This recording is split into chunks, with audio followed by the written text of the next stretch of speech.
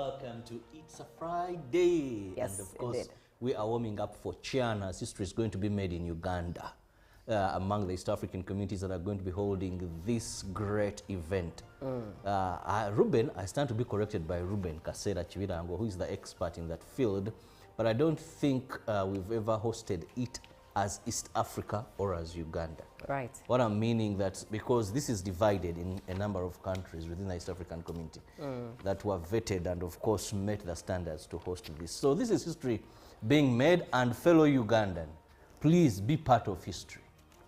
Go to Nambole when the Cranes will be playing. Go to Nambole when these matches are happening. What will you tell children?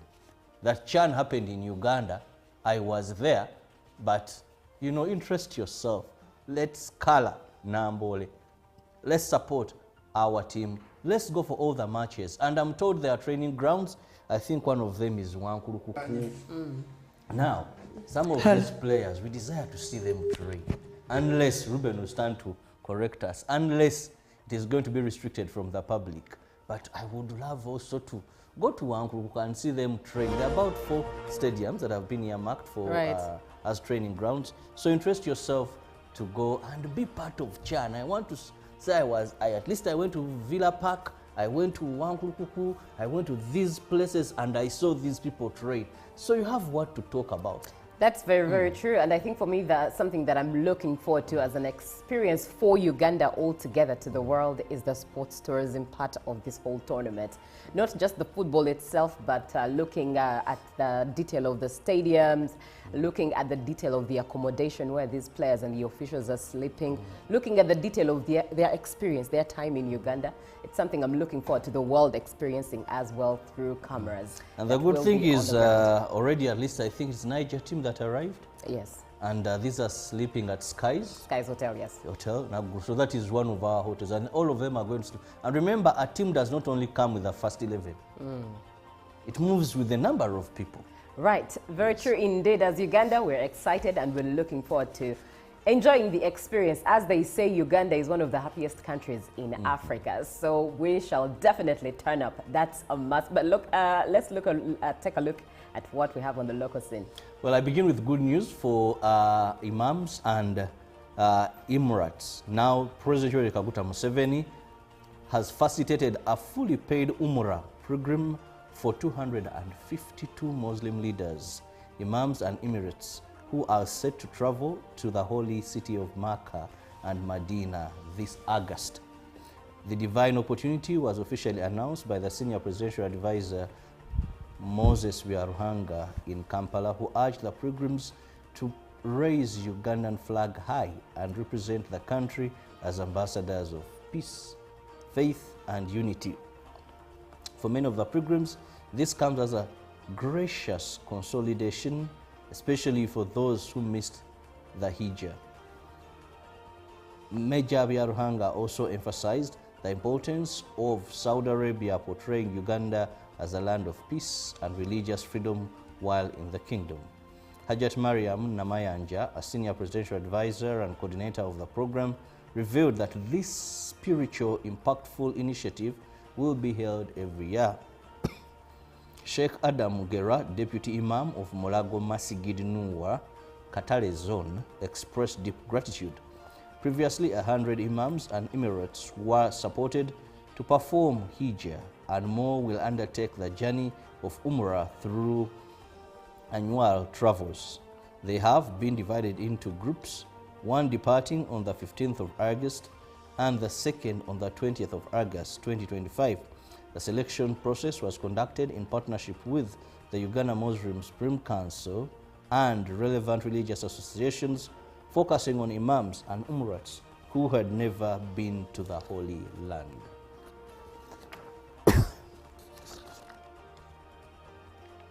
People from various corners of Uganda convened at Chivuli Mosque to witness the 32nd coronation anniversary of Kabaka Ronald Muwenda Mutebi II.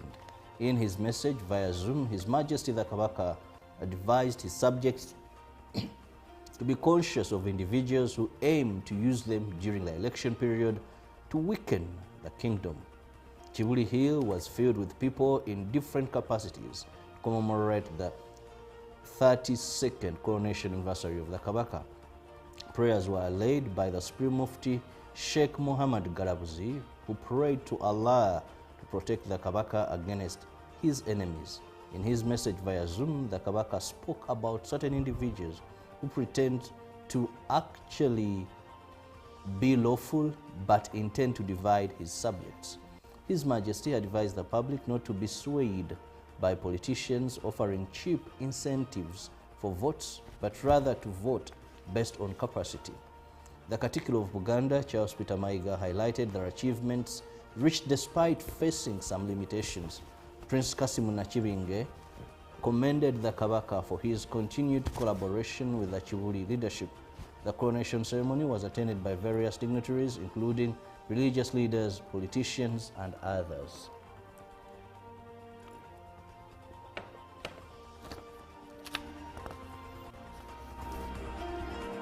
A section of aspiring candidates in the NRM Central Executive Committee have come out to reject the idea of vetting their candidature over what they term as conflict of interest. The aspirants want an independent body to do the vetting instead of being vetted by incumbent SEC members who they are competing with in the race. Controversy broke up among the incumbent SEC members and those that want to compete with them, with the vetting issues being at the center stage. The fresh entrants are worried about the vetting process in which their fellow competitors are among the panel. Some of the contestants are also questioning as to why they should be vetted for the topmost organ of the party when they have already been nominated, which meant they qualified. In a separate media interview, the SEC contestants in various positions ranging from National Vice Chairperson to Women League expressed concern as to why they have been stopped from grassroots campaigns. The SEC members will be voted during the delegates conference between 27th to 28th August in Korolo. And finally, from the local scene, the State Minister for Internal Affairs, General David Muhoozi, has urged senior police officers to extend their service and experience to enhance law enforcement. Muhoozi was officiating at the pass-out ceremony of 41 senior police officers in Webaja who completed a one-year intake of senior command and staff course. The 41 senior officers underwent 1 year of intensive training aimed at enhancing their capacity and capability in commanding and public management. The Inspector General of Police, Abbas Byakagaba, reiterated the need to expedite the recruitment of over 10,000 probationary officers in preparation for the upcoming elections. The police are committed to ensuring that the trained officers apply the skills acquired during the one-year refresher course to maintain peace and stability during the 2026 general elections. The minister also urged the police to ensure a steady supply of force multipliers in the effort to combat crime across the country. The trained officers included senior superintendents of police and prisons who completed the one-year intake of the senior command and staff course. Now that brings us to the end of our local stories. Very interesting. Aspirants saying you can't be part of the vetting committee when you're also competing, and more so if you're competing for the same position. Surely indeed there is that conflict of interest. Definitely, I want to believe so. Yeah, it does not make sense if you ask me as well. Yeah, it's conflict of interest at least. But maybe they can remain, however, well, it is hard. Based on what I was taught in School of Management at Chambogo University, while I did procurement and logistics, we were really warned about conflict of interest, and that looks like conflict of interest. Because if I'm standing, say, for NRM Vice North, and I'm part of the vetting for people for that position, Maybe I'll reign out the most strong and leave the weakling.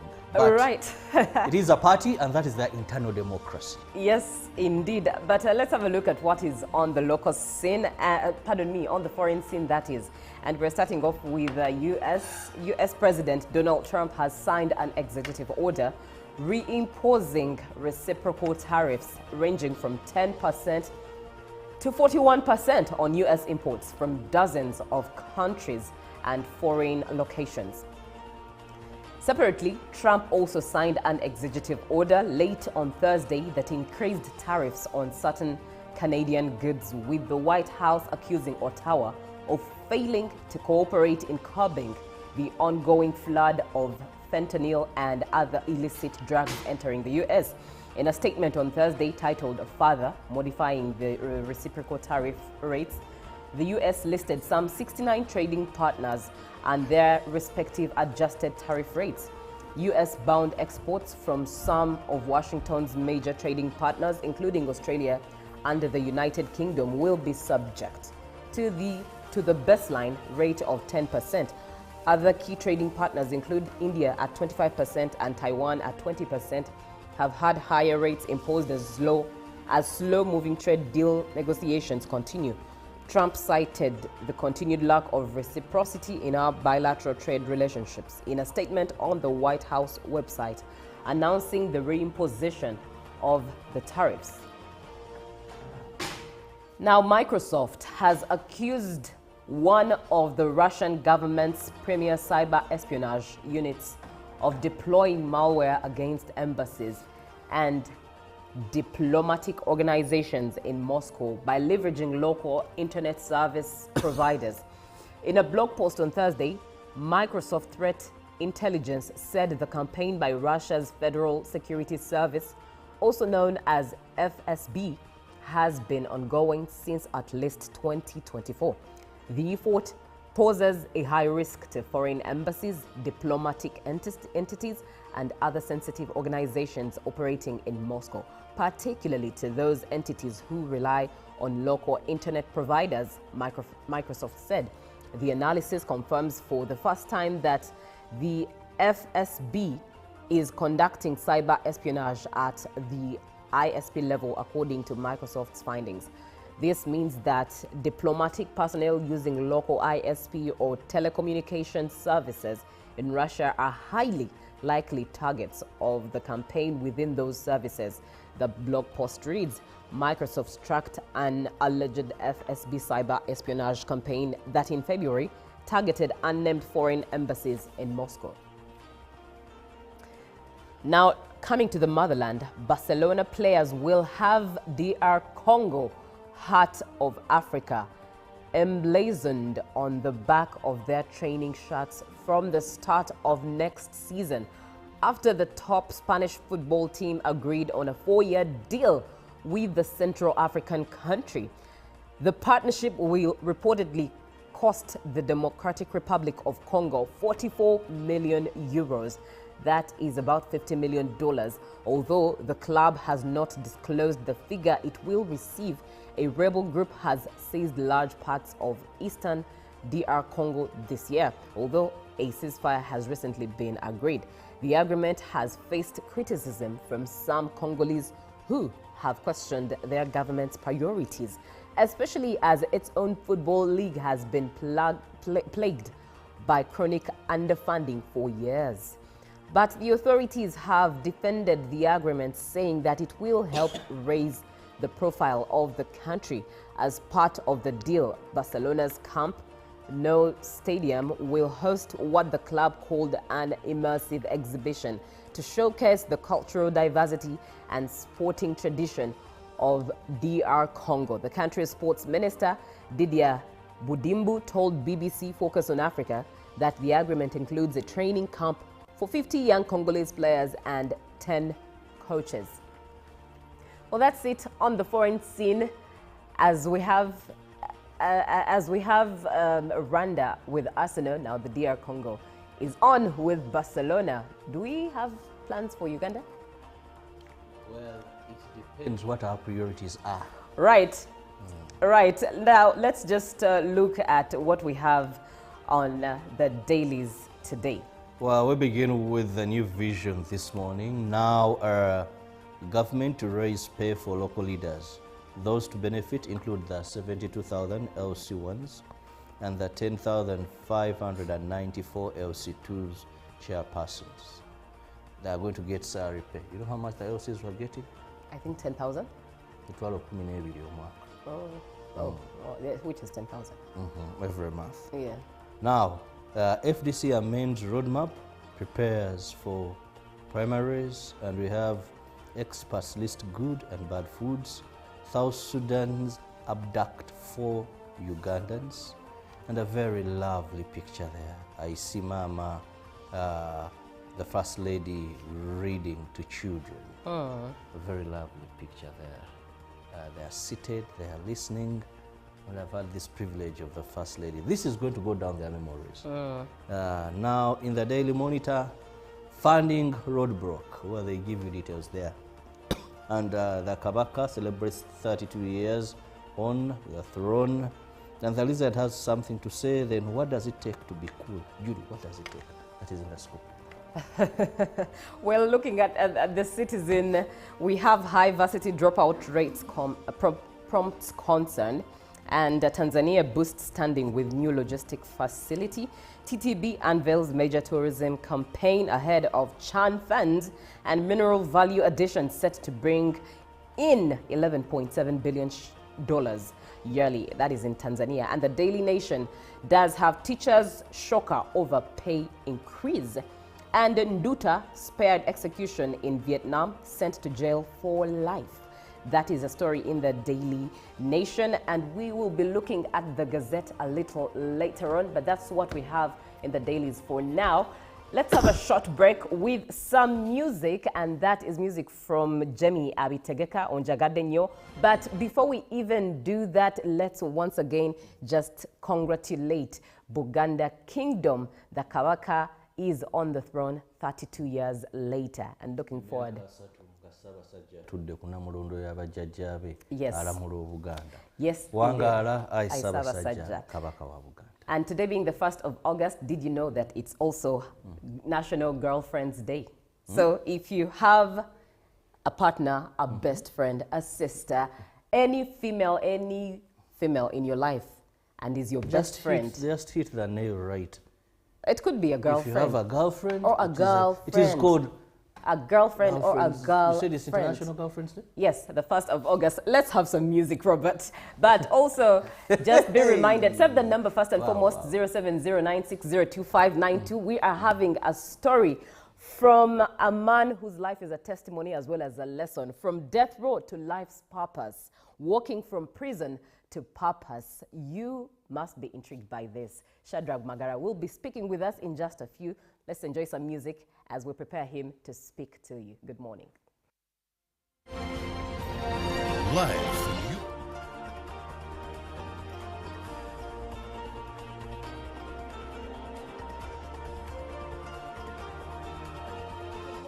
Uganda, welcome to the show. Time to let your hair down as it is a Friday and a day for you to loosen up as you prepare for the weekend. Good morning. You are watching UBC TV coming to you live from Nile Avenue, and starting off with some entertainment news. Pop culture staple E-News has been cancelled after over 3 decades on air. It's the end of an era, of course, for pop culture enthusiasts, as E-News is officially being taken off the air after more than 30 years as the go-to source for celebrity headlines and entertainment news.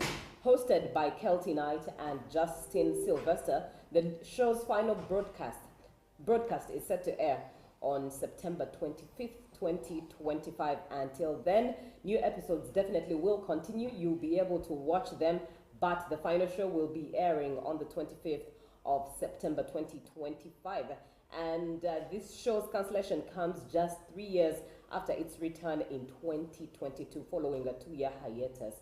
Now, the reason its runners state is the fact that viewership has changed and people now get news as fast as possible from social media, citing the fact that its social media following is more and bigger as well as larger than its TV ratings. So on the 25th of September, be ready to watch your final show of E-News on the network. But also the NRM tribunal is set its verdict on Monday 4th next week. Looking forward to what comes out of it. Some are disappointed already. Some are hopeful.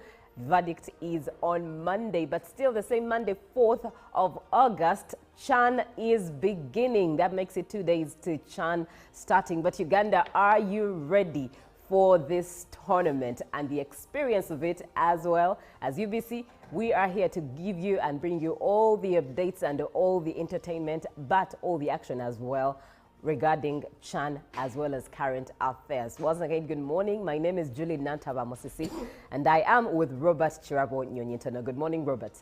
Oh, good morning, Julie, and of course our viewer. Welcome to It's a Friday. Yes, and of course, indeed. we are warming up for CHAN, as history is going to be made in Uganda, among the East African communities that are going to be holding this great event. Ruben, I stand to be corrected by Ruben Kasera Chivirango, who is the expert in that field, but I don't think we've ever hosted it as East Africa or as Uganda. Right. What I'm meaning that because this is divided in a number of countries within the East African community that were vetted and of course met the standards to host this. So this is history being made, and fellow Ugandan, please be part of history. Go to Nambole when the Cranes will be playing. Go to Nambole when these matches are happening. What will you tell children? That CHAN happened in Uganda. I was there, but you know, interest yourself. Let's color Nambole. Let's support our team. Let's go for all the matches. And I'm told there are training grounds. I think one of them is Wankurukuku. Now, some of these players, we desire to see them train. Unless, Ruben will stand to correct us, unless it is going to be restricted from the public. But I would love also to go to Wankurukuku and see them train. There are about 4 stadiums that have been earmarked for as training grounds. So interest yourself to go and be part of CHAN. I want to say at least I went to Villa Park, I went to Wankurukuku, I went to these places and I saw these people train. So you have what to talk about. That's very, very true. And I think for me, that's something that I'm looking forward to as an experience for Uganda altogether to the world is the sports tourism part of this whole tournament. Not just the football itself, but looking at the detail of the stadiums, looking at the detail of the accommodation where these players and the officials are sleeping, looking at the detail of their experience, their time in Uganda. It's something I'm looking forward to the world experiencing as well through cameras. And the good thing is already at least I think it's Niger team that arrived. Yes. And these are sleeping at Skies Hotel, yes. Hotel. So that is one of our hotels, and all of them are going to sleep. And remember, a team does not only come with the first 11. It moves with a number of people. Right, very true indeed. As Uganda, we're excited and we're looking forward to enjoying the experience. As they say, Uganda is one of the happiest countries in Africa. So we shall definitely turn up. That's a must. But look, let's take a look at what we have on the local scene. Well, I begin with good news for imams and Emirates. Now, President Yoweri Kaguta Museveni has facilitated a fully paid Umrah program for 252 Muslim leaders, imams and Emirates, who are set to travel. Life's purpose, walking from prison to purpose, is a story that we are looking at. My guest today is a man who is using experiences of his life, the choices that he made, and to make the world a better place at that. He is an author and founding director of Passem Havens Uganda, but also this builds up from him and his life being an ex-convict. He has a book, and the book is titled Living Lies, one that I have with me. And at this point, allow me just to read a summary of this book to give you a picture of what it's like. At the age of 22, Shadrach Magara walked through the gates of Luzira Maximum Security Prison in Kampala, Uganda, as a prisoner. It would be 24 years before he would walk out as a free man. 14 of those years of incarceration were spent on death row, where Shadrach and others like him lived with the constant and haunting fear that any day could dramatically be their last. In Living Lies, Shadrach shares his journey through rebellion, brokenness, despair, friendship, endurance, and redemption. His experiences and reflections offer pause for thought, serving as a sobering cautionary tale with the reminder that choices have consequences. some of them incredibly devastating, while also making a case for grace for those who err. On that note, we welcome Shadrach to the show. Shadrach, good morning. Good morning, Julie. Thank you so much for coming. You're most welcome. It's an honor for me, actually. Right. Now, in your book, at the beginning of the book, it starts with a scripture. And this scripture is one that you quote from Exodus 20:12, which reads, "Honor your father and your mother so that you may live long in the land that your Lord God has given you." Why do you start with this scripture in the book? You know, okay, my father passed away in 1999, and he was a loving father, a good and caring father. But there's one thing he told me in particular over and over again, and I wrote it in my book. He said that experience is the best teacher, Right. but it's a teacher for fools, you know?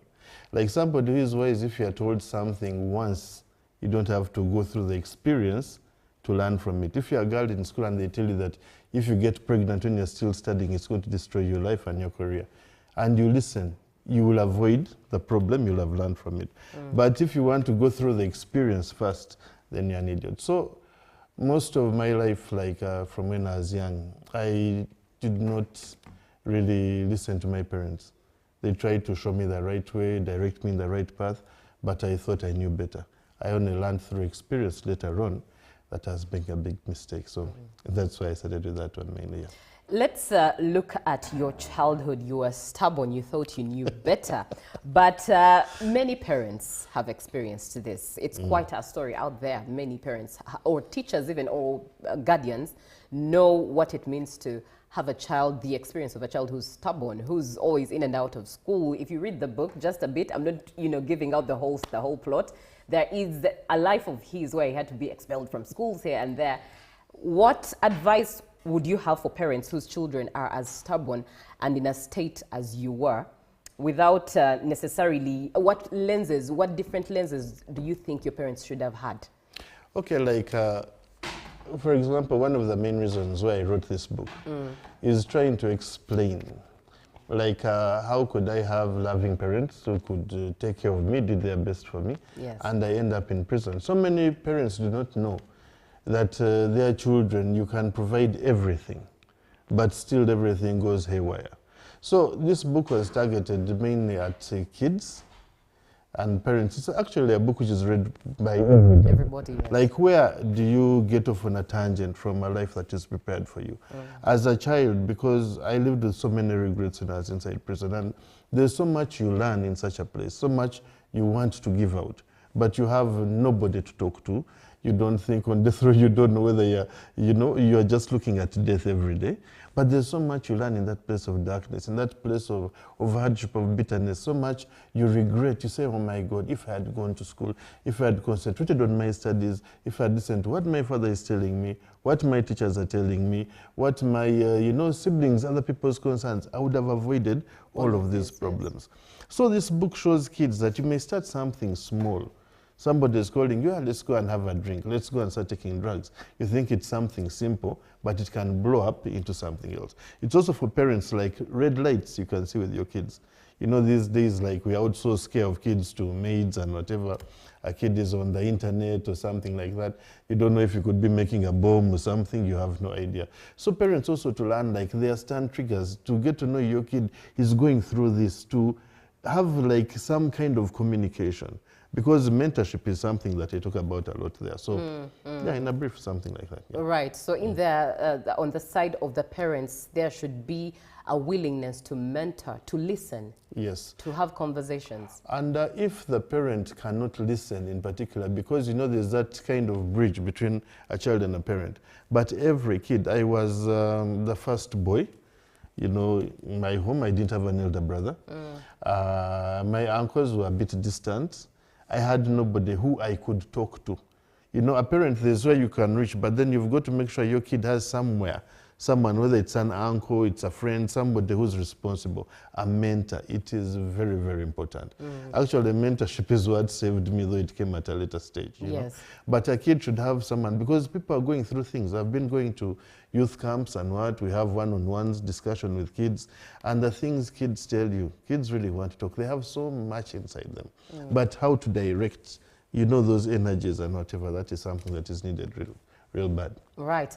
You are watching Good Morning Uganda, and right now in studio with us is Shadrach Magara. He is an ex-convict, an author, and the founding director of Passem Havens Uganda. He is using his story to make the world a better place. 0709602592 is the number for you to engage and be a part of the conversation as we look at his story and learn from it, from death row to life's purpose, walking from prison to purpose. Now let's look at life in prison for you. In your book, you state that your story was all over the news as to why you went to prison. So from outside, not just your family knew what was going on, not just the authorities, but it looks like the whole world. It was in the newspapers. It was all over the place. You were it was blood. It was a case study. What image did you have of yourself? What image did I have? That question is like in past tense, you know. At times it may be like it's present continuous. Yes. Because I'm still fighting with it. Right. You know. When you have a lot put on you, you know, this and that, you look at mistakes that you have made, you look at problems that you have caused, you look at people you hurt, you condemn yourself. And what comes out of condemnation and rejection is that you sink deeper and deeper into the depths of despair. Your life becomes worse and worse because you've lost hope. That's what they call being hopeless. And once you find yourself in prison, it becomes even worse.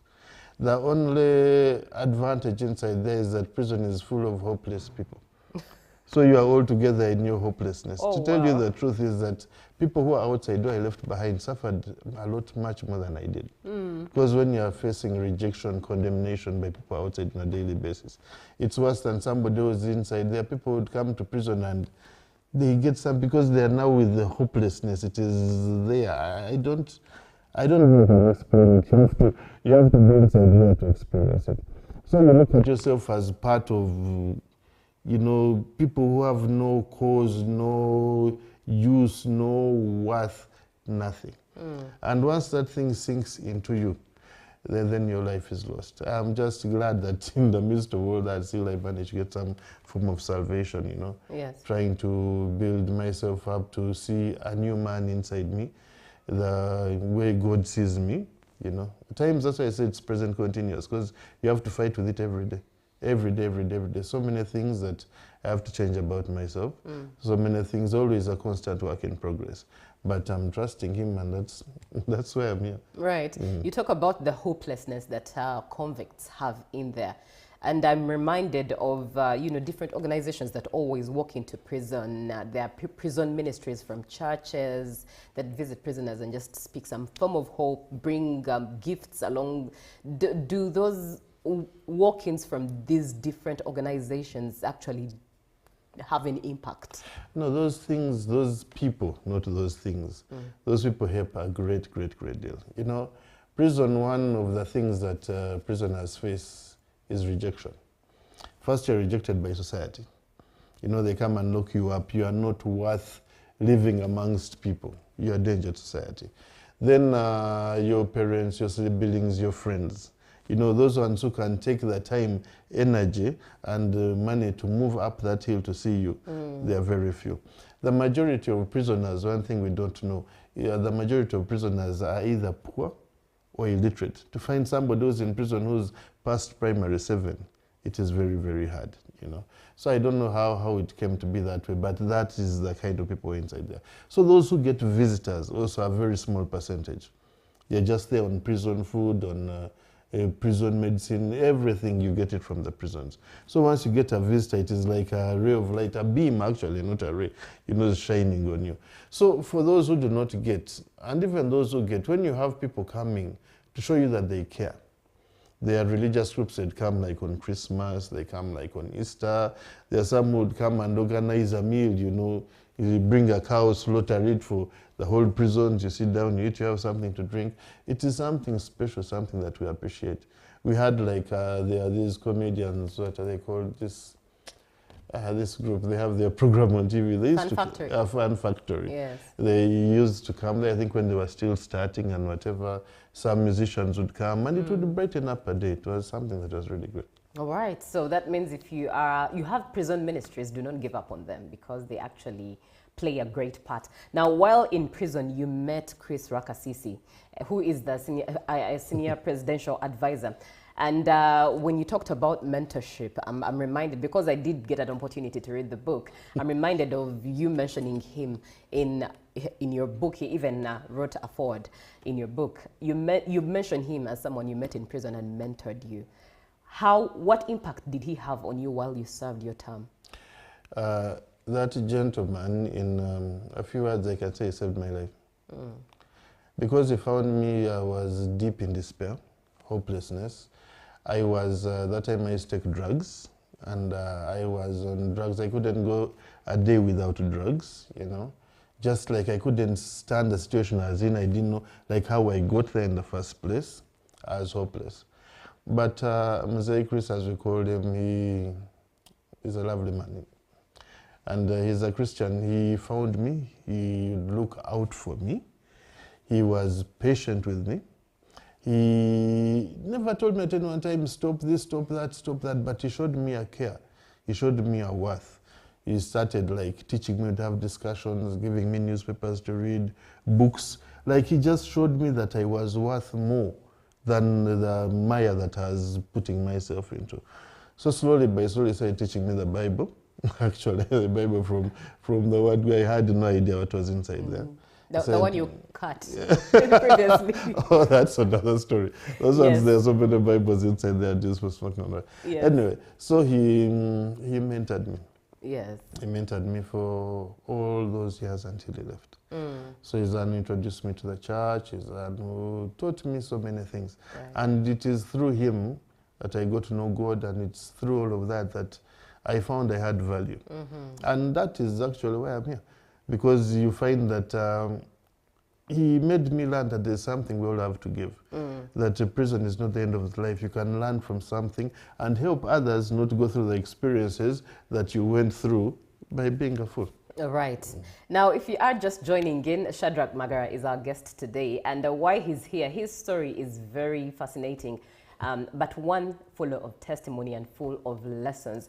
Just a brief bit of it, he was a child, went through life as any other child, but a very stubborn one at that. And just like I read for you the summary, that at the age of 22 years old of his life, Shadrach Magara walked through the gates of Luzira Maximum Security Prison in Kampala. And 24 years later, after 24 years of his life, it's when he walked out as a free man. So you can imagine the number of years he spent there and what became of him, what led him to get into there. All of it is in this book. It's titled Living Lies, From Death Row to Life's Purpose. But you could have a question or something to share. 0709602592. You want to get in touch with him, do share your opinion as well, still through that same number. It's a WhatsApp number that you can only text, and we're able to read your message or your view for him. Now, Shadrach, what life lessons did you learn during your time in prison? During my time in prison, like one of the greatest lessons I learned is that everybody has value. Everybody has value. I was in prison with all kinds of people. As I told you, most of them were poor, illiterate. But you get down to it, and these are people like you and me. Maybe circumstances led them to live the lives that they were living, found them in the situations that they were in. They needed to be taught, they needed to be helped, and we did a lot of work inside there, especially when we were trying to fight against the death penalty and whatever. So I learned to respect everybody. Everybody, no matter the situation. You don't know where you're going to find yourself tomorrow. I learned values of honesty, honesty and truth. Because growing up, like in my childhood, I wasn't an honest fellow at all, you know. I was greedy. I wanted anything at whatever cost. And as a result of that, I can say I lost my friends, caused problems to my family. My son suffered growing up without me. You know, I caused a lot of pain to a lot of people. So I learned that truth and honesty is something that is very important in life. Right. If people can get to know you as you are, you don't bend, you know. We're all a work in progress here and there, but relationships are very, very, very important. But most of all, I got to know my God. And saying I got to, that is as though he's so small, I'm still getting to know him day by day, you know. Day by day, day by day, I can't live without him. You know, he's the one who's keeping me, he's the one who, I've been out now 6 years. You know, I didn't believe that I could even survive. I was wondering where I'm going to get shoes to put on my feet, how I'm going to live. But now you see, for example, I'm here. You know, who would have given me such an opportunity unless there's a reason and a purpose why? So he is the most important thing. Amazing. That's such a testimony. Now, let's talk about the experience of life after prison. You've just briefly shared that you didn't even know what next. While the rest of the world is judging people who are walking out of prison, they are labeled. That's all the world sees, who they were, why they went to prison, and the story of their lives as by prison. There is a story besides their crimes when they walk out, right? What does the flipped side of the coin look like? Okay, first and foremost is that people's perception of prisoners, all right? When somebody is locked up, one thing that comes up, press, this and that and that and that. And as you get to know the press, no offense. Yes. But most of the things that people put out are not, you're not verified. That's true. You bring in one side of the story. You don't know the other side. The truth dies somewhere inside there. And nobody or very few people know the truth. Everybody is searching for the truth. So in prison, there are people, they are both guilty people and they are innocent people. But most of all, they are people. I don't think you can show me anybody on this world who's never done something wrong.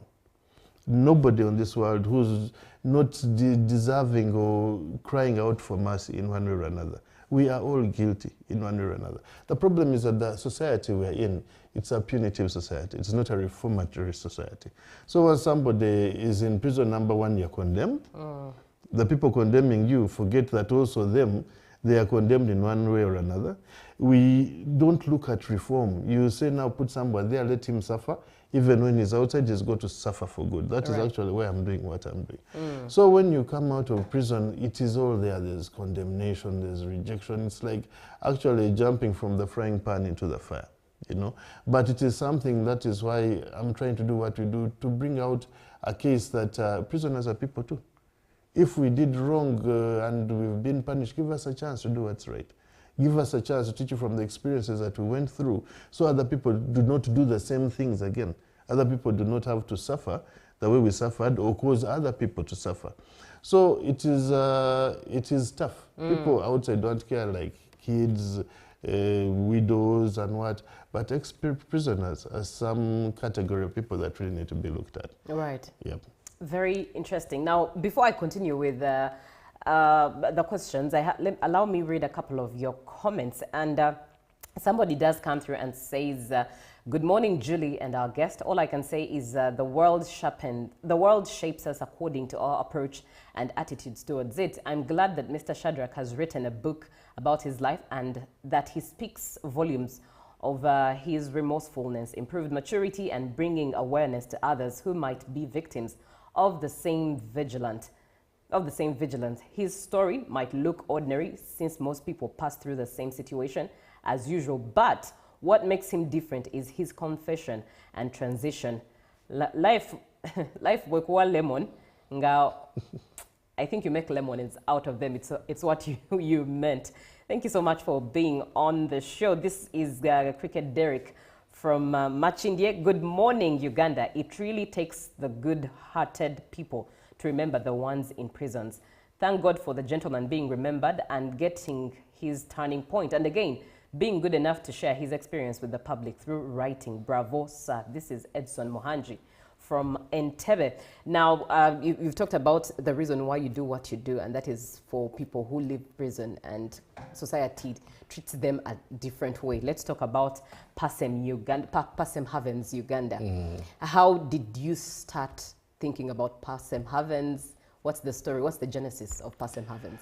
Okay, Pasem Havens, you know, when you've been to prison for as long as I did, I was there for 24 years, spent 14, 15 years on death row. Like all these things, internet, you know, we are learning internet, you know, drawing on pieces of paper, mobile phones and all of that kind of thing, they came up during that phase. You find the world is changing. So when you think of coming out, when you've grown older, you know, I spent more years in prison than those I'd spent outside. Yes. Now you're wondering, what am I going to do if I get a chance to get out? And lucky for me, I had a family which was, you know, willing to welcome me. So many people do not have that chance. And I was a leader inside there, so many people were looking out to me.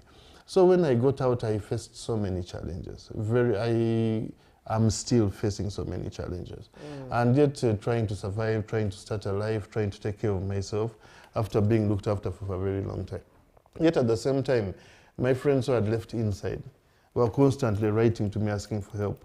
Those ones would get released, would want to find me to help them to see how they can navigate, how they can survive in society. Right. I saw a number who came out, but because they had nobody to welcome them, and they still had an old way of thinking, it was simple to revert back to old ways, and in no time at all found themselves back in prison. I think that explains why most people come out of prison and then go back.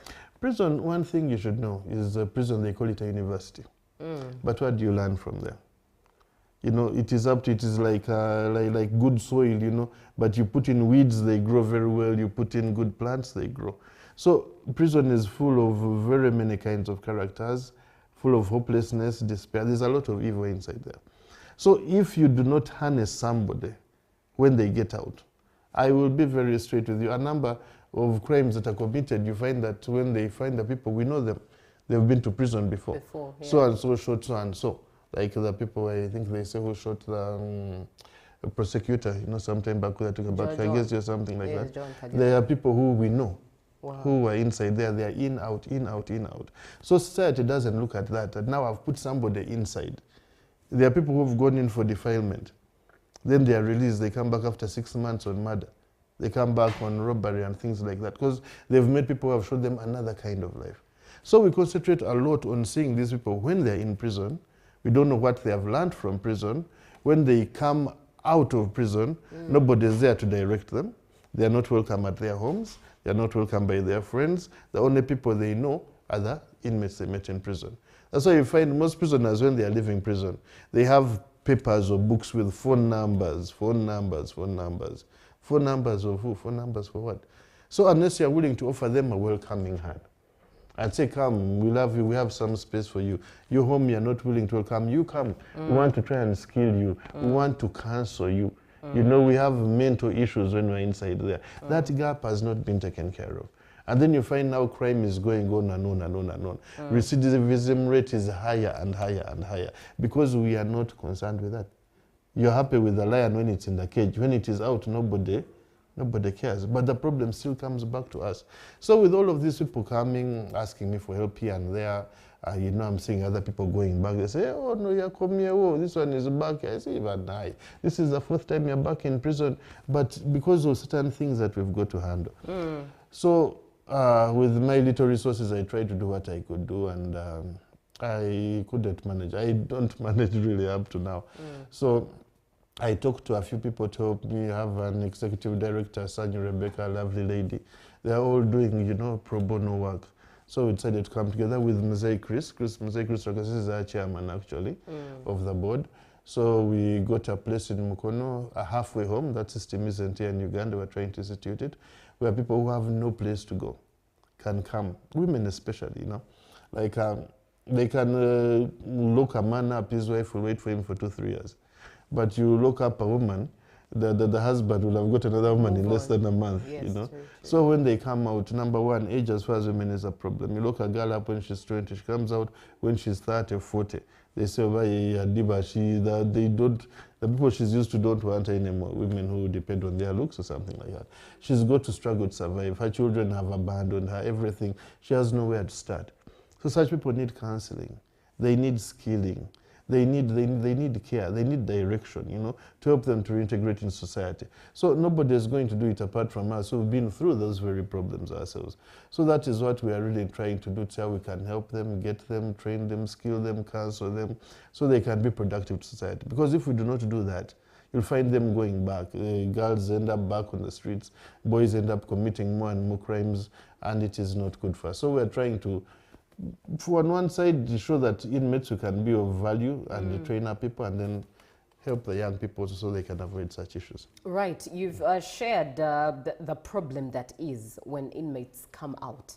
Yeah. It's a problem. There's no reforming program, or apart from now what you have come up with because of the experience. What role do you think government can play in regards to reforming? Because I think for government, the prison is more of the reforming place, but ideally it's not. From your experience, it's not. So what role do you think the government can play, especially with organizations such as yours, to actually feed and shed light on the reforming programs of people who come out of prison? Okay, reform has very many facets to it.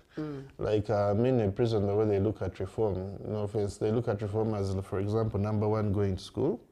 Like we have a school in prison, you know, even have university programs inside there. You can look at reform as learning skills, like carpentry, tailoring, all of it, what's there.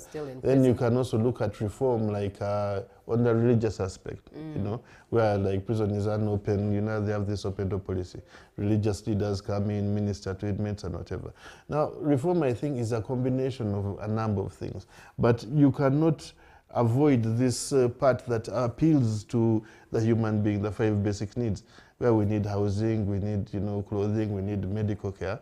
I have so many instances of inmates who've left prison where they like have HIV drugs, they have medication, all that is being taken care of by government. But as soon as they come out, all of this is cut off. No access to Medicare, you know, no access to housing, no access to food.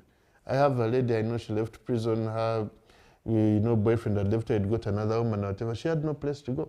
So she was forced to go back to a man she doesn't love, whose health status she doesn't know, all in order to survive. So people are forced to do things because of that. So I would pray that government is doing a number of things. I was earlier this week on Monday and Wednesday, there's a program they have at URI, Uganda Industrial Research Institute.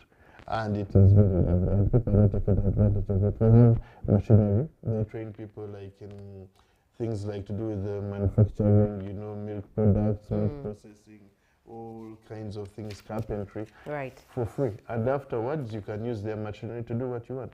So it is just for government to have programs in place where they can support such people, skill such people, help them get some kind of startup and follow up on them and give them a chance so that they can become productive members of society. Right. Now, let's talk about your work.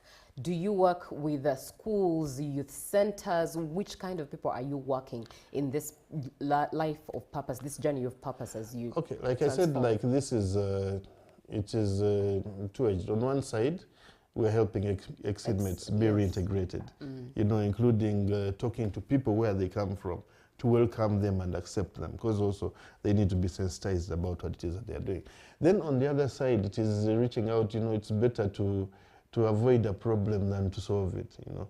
So we've been going to schools, having talks with the kids, you know, telling them that these things that you're studying every day, this is where your life is. All of these other things that you may be pulled into these distractions can have a detrimental effect, very, very big, like, you know, like it happened to me, you know, going to youth camps, counseling these people. It has been really lovely. Not only in Uganda, also moved out a bit, not so much, maybe it will be more. But and reaching out to the youth is really lovely. They listen because they don't have someone to talk to. And people, I've realized, learn more from a story than from a lecture. Because you can tell someone a story today which you'll never forget for the rest of his life. Like I think there's some things that I've had I wouldn't have learned from experience myself, you know. So we talk to these kids, we engage with them. It has been really quite lovely, and I believe that we've made an impact, and we are still doing one. I'm supposed to actually meet some people on 16th in Seta. Now it's another group. It's a group of drug addicts, prostitutes, school dropouts, like people who feel they are the rejects of society. You know, to go and have a talk with them. It's all about not losing hope. Ever bad things are, you can turn things around and try and show them a way in which they can become economically okay. Right. Let's talk about this book. How do we get it? Okay, that book, Living Lies, it is one, it's in Aristoc. Yeah, it's in Aristoc, mainly Aristoc booklets. We have those copies. Yes. Two, it's on Amazon. Then it's at Book Point. Yeah, and then they can call you.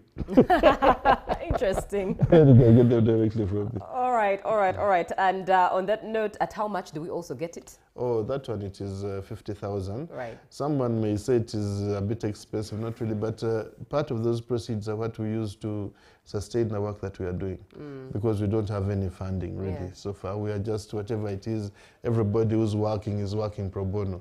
So we see what we can gain from wherever. Any small thing helps. Some clothes for an ex-inmate here, some shoes there, somebody giving a job there. It goes a long way in helping them do the work that they're doing. Right. Get yourself a copy of Living Lies by Shadrach Magara at 50,000 Uganda shillings.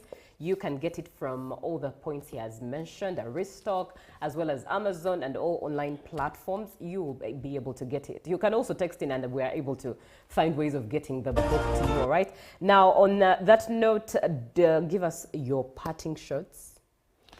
My parting shots are, because I speak on behalf of ex-inmates really, because they don't have anybody to talk for them. Both those who are guilty, those who are innocent, because we don't really want to look at that. Everybody has their opinion, but I believe that we have all wronged somebody in one way or another. So on behalf of inmates all around the country, I'd like to apologize to all those who we've hurt in one way or another and say that we are sorry. And ask you to give us a second chance. Give us a chance to live again. We've learned, and the opportunities you give us will show us that we are people also and we want to do something good for our society. All right. And somebody's asking, hi, I'm interested, but how can we get the book? Is it possible from the App Store? He has mentioned the book. You just mentioned the points from which you can get it. That was Aristoc, Amazon. Yeah. Kindle. Amazon, Kindle, and Booklets. Is it Booklets in Bugolobi? Yeah. Bugolobi Mall. All right. What contact can they have in case they want to reach out to you, work with Pasem Havens? How best can they reach you? I can, you have my numbers, right? Yes, I do. Should I read them? Yeah, it's okay. All right. All right. Okay, in just a minute, allow me get Shadrach Magara's number and read it for you in case you want to work with him.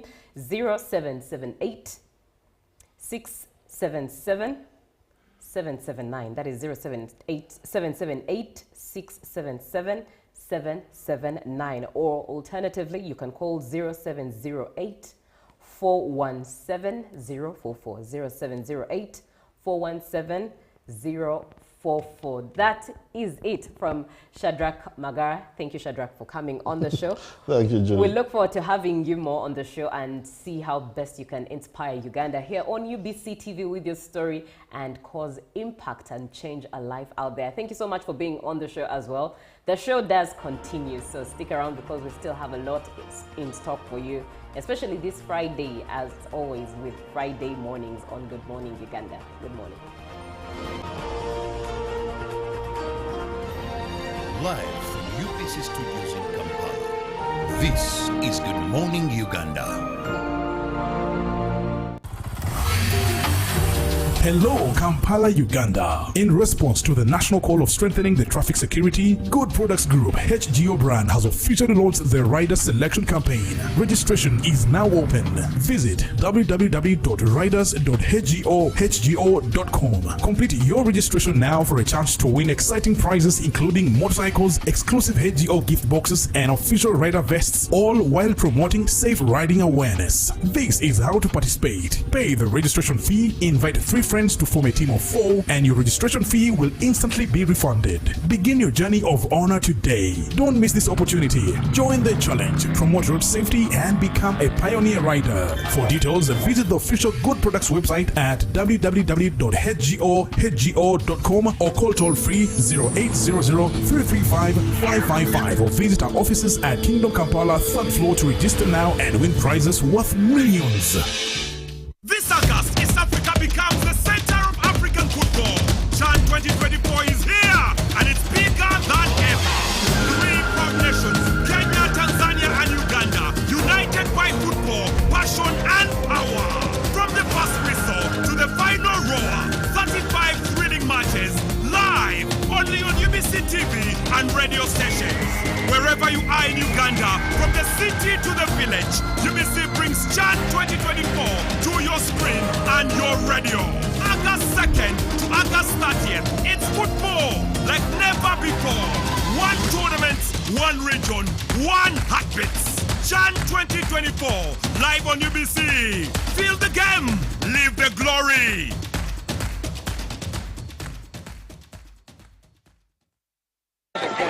Kaze, I kept working even after I saw the rush. I was scared to go to the heresy facility. The mpox got worse and I stopped working completely for 2 weeks. Imagine how can a border rider survive if nobody wants to get closer to you.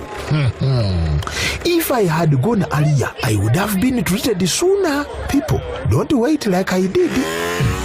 Protect your family and community by seeking treatment immediately you notice any symptoms of Mpox. For more information about Mpox, call the Ministry of Health's toll-free line on 0800 1000 or send a free SMS to your report on 8500. This message is brought to you by the Ministry of Health with support from UNICEF, WHO and partners. Taxation is a bit complicated, and the only way to demystify it and make it as easy to understand and to comply with is through engagement. Is there a limit to the number of cars a returning citizen is bringing into Uganda? Who has paid the excise duty on this water is not the supermarket which has sold you this bottle at 1,000. It's not the business. It is the man who is going to drink this water. We strongly believe that it will only be through such constructive engagement that we'll be able to broaden our tax base and build our country together.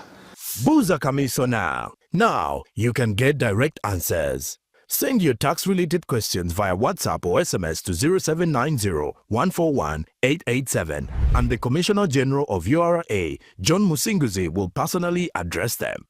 Tune in to UBC News Tonight every Monday and Wednesday for expert insights and clear explanations. Buza Commissioner. Live from UBC Studios in Kampala, this is Good Morning Uganda.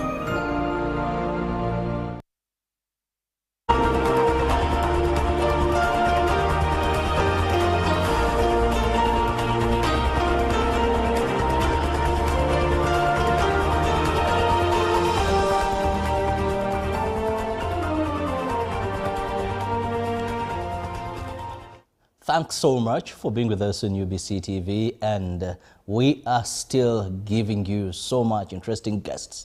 And at this point, we have the president of the alumni of UMI, Uganda Management Institute, and that is Dr. Adrian Beinobyawe. Now, today we want to handle something very important, the relevance of the Alumni Association to their alma mater. Now, the alumni, of course, you all know, one would say the old boys and old girls, but what is their role to the school where they did study from, or which played a very pivotal role in their lives? Doctor, you're most welcome. Thank you. And also, when we talk about the alumni, let's begin with that, where you're the president of UMI. Yes. First and foremost, what is the role of this alumni? Or we should just say, yes, we studied, we have a group, we recognize each other, and that is it. We meet once in a while. Well, thank you. Good morning, viewers. Good morning, Uganda. I've been introduced, Dr. Adrian Beinobyawe. I'm the president of the Uganda Management Institute Alumni Association. And I've served the last 3 years. And I'm going to serve, vying for the next term of 3 years.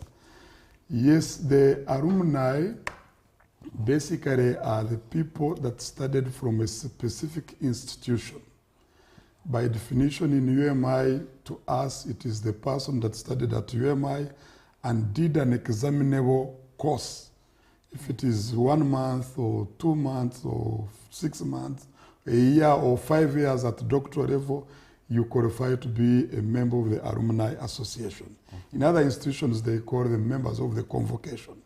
But to us, if you're a member of the convocation, automatically you become a member of the Alumni Association, because the fees you pay at graduation make you a member. Now, a number of roles are played by the Alumni Associations. But before you go to that, there's something you hinted, and I want to get it rightly. You said the fees you pay at graduation. Yes, it includes convocation fees. Oh, and so automatically. To us in UMI, that makes you a member of the Alumni Association. Yes. So there's nothing that voluntarily, if you automatically won. You automatically won, but annually you are supposed to pay subscription fees to make you an active member. Oh, so you can be a passive member just because you passed there, but annually once you subscribe, then you are watering your membership to become a good member of the association. Okay, let's go to the roles. Yes. Key roles, quite a number of them. Viewers, one of them, and very important, is giving a lifelong commitment that is on ownership and belonging. You must give that to your alma mater. If I studied from UMI, I should own it. I should see UMI as my home. I should belong there, and therefore promoting the spirit of institutional ownership. And that is key and number one, because you may do development, but you must first be committed. The second role I can raise is protection of the image of the alma mater. And you protect the image by the way you behave in society. You protect the image by what you do in society. You protect the image by doing and saying good things about your alma mater. And if people are really tarnishing the name of the institution, you should be number one to say, look here, this is not the institution I went to. The institution I went to is A, B, C, D, and cherishes the following values as you may highlight them. The other one is promoting activities of the alma mater, and among them is popularizing and marketing. And that leads to improvement of the standards of the institution that you went to. By making people know, for example, that there is UMI, if I move in town with a T-shirt with the label of Uganda Management Institute, Alumni Association, I am proudly making it known. By mentioning that I studied, by coming to a TV like this one, say, this is my institution, you are popularizing, and you can market even the courses that are offered by the institution. We also have an issue of participating in policy direction and shaping the vision of the alma mater.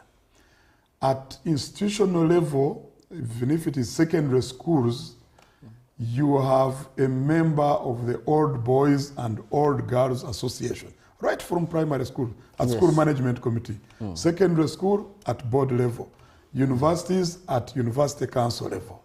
That is key because council is the topmost organ that shapes the direction of the institution. Where do you want to be in the next 10, 15, and 50 years? And the president, like in UMI case, the president of the association is a member of the governing council and sits on various committees of the council. You decide and determine where the institute should be. And that is key. Any policy that is passed at the institutional level, you are a member and you bring in ideas of the members of the association. The other one is give back. You participate in development initiatives and promote financial health of the institution. This is declining in a number of institutions, but we are benchmarking. I've been to Ghana Institute of Management and Public Administration, GIMPA. When you see buildings built by the alma mater, when you go to secondary schools in Uganda here, Very many have participated. They have given buses, they have contributed construction of laboratories, libraries. This is what at university level, at institutions of higher learning, that we should be doing. We look at development initiatives, we promote, we support, we fund, and then we can see institutions growing. The other one is lobbying and advocacy.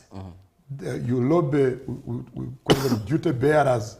We have very many, like in parliament, we have the presidency, we have cabinet. The role of the alumni, and I'm happy to report that UMI has quite many in the cabinet, starting from the presidency. The president says he's an alumnus. The vice president studied at UMI. The prime minister studied at UMI. Cabinet, a good number. Members of parliament. At that level, we should be lobbying and advocating for promotion of institutional activities and support. Well, Doctor, we can take so much talking about the roles. Sure. But as the alumni, what plans do you have now for UMI? We have plans. We have quite a number of pending things. We've done a number of them. We've profiled the people that studied at UMI. We have popularized, participated in policy direction. We've done corporate social responsibilities. We've gone into collaborations and partnerships. But in the next 3 years, the term of office of the new executive, our focus now is on promoting financial growth of the membership. We are starting the UMI Alumni Circle, and we want to see that people can easily access credit facilities, people can save when they feel they should, and then they can develop their families. The Alumni Association should not only promote the alma mater, but also promote the members. They should see sense as to why they are subscribing. We also want to participate and promote development at the institute. Management has allocated us space at the center here, headquarters, where we can build a facility like health club, where we can have washing bay, where we can have people having evenings, fun, where they can have a drink, tea, and discussion place. They have allocated a space. We are left with council approving it, and then we want to go to the people now to fundraise and mobilize resources to do construction. And at other branches like Mbare, we've been also allowed to construct a hostel. We want to generate resources, and in all that we are supposed to contribute 2% in the revenue, annual revenue of the institute as part of the strategic planning and development. So we want to focus on that. Then we also want to do further advocacy and support. We want to support financially. We want also to encourage and also reach out to our colleagues who studied at UMI to finance a number of activities and also bring advice. We want to start with a welcoming dinner for all the alumni.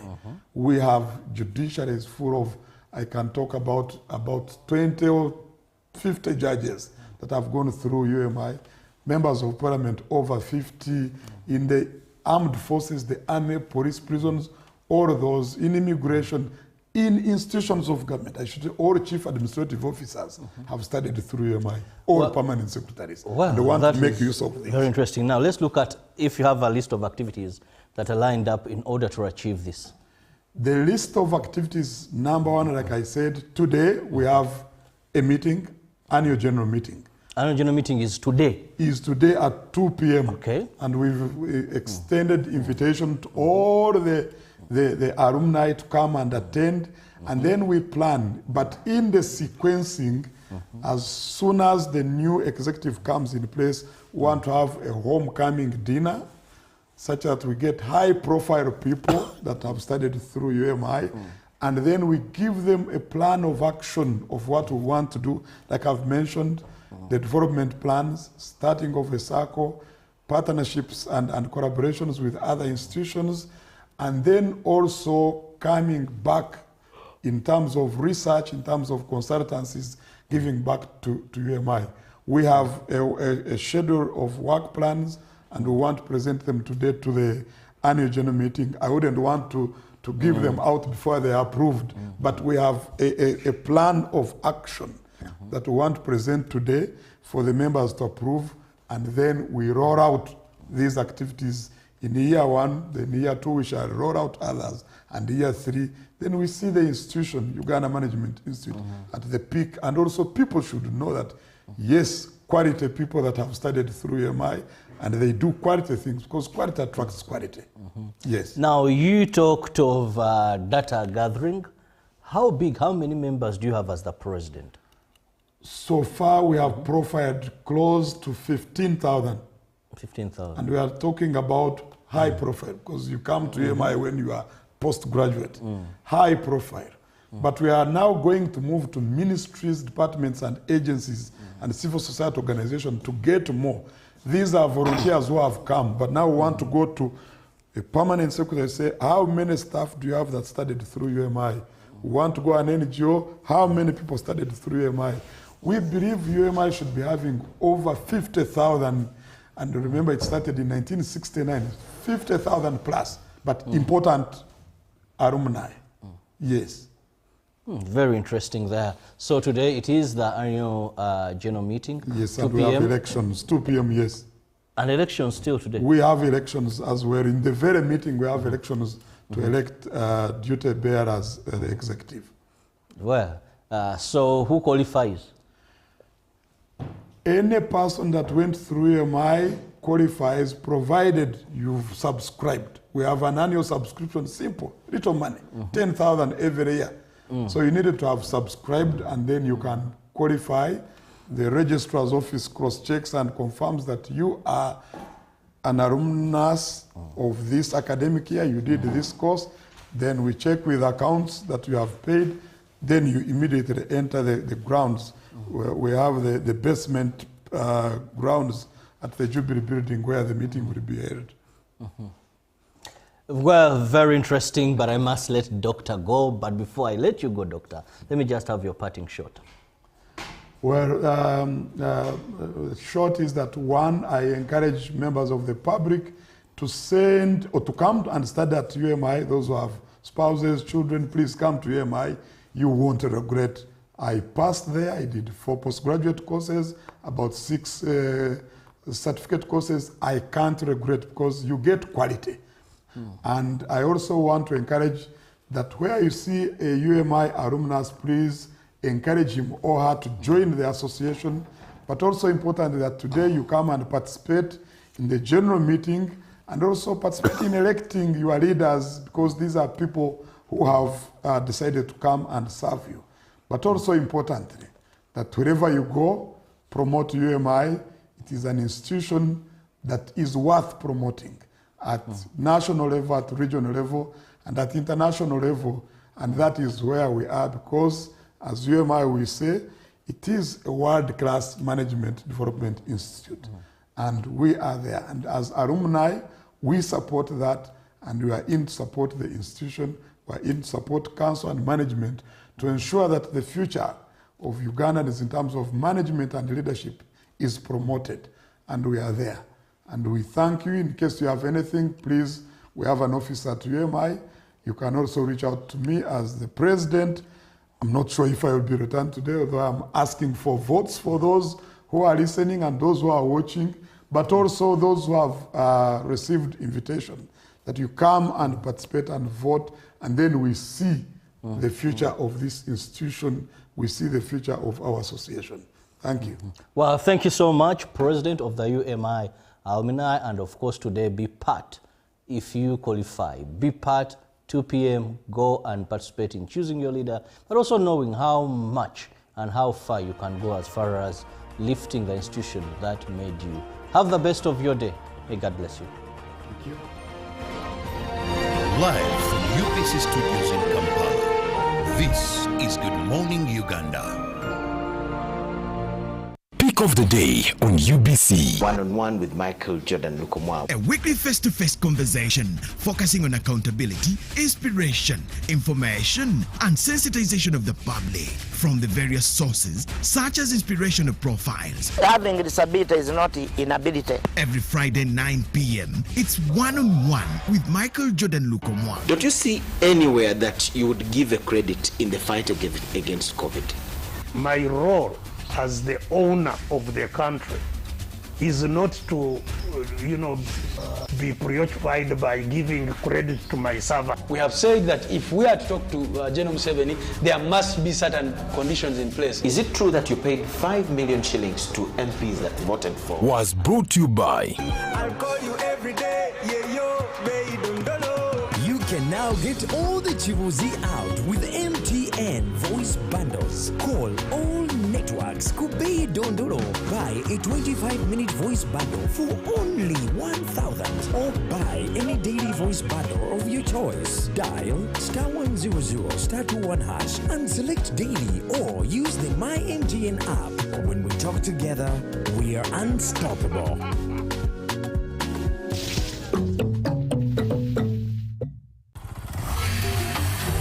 Hello, Kampala, Uganda. In response to the national call of strengthening the traffic security, Good Products Group HGO brand has officially launched the rider selection campaign. Registration is now open.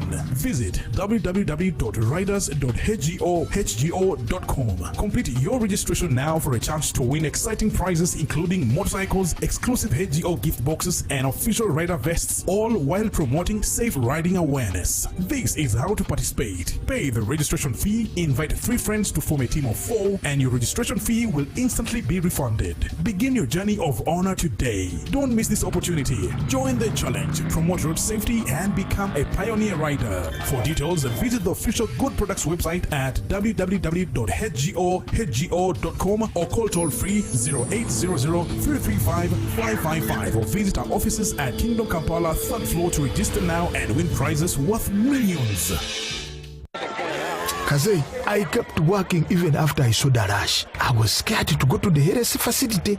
The mpox got worse and I stopped working completely for 2 weeks. Imagine how can a border rider survive if nobody wants to get closer to you.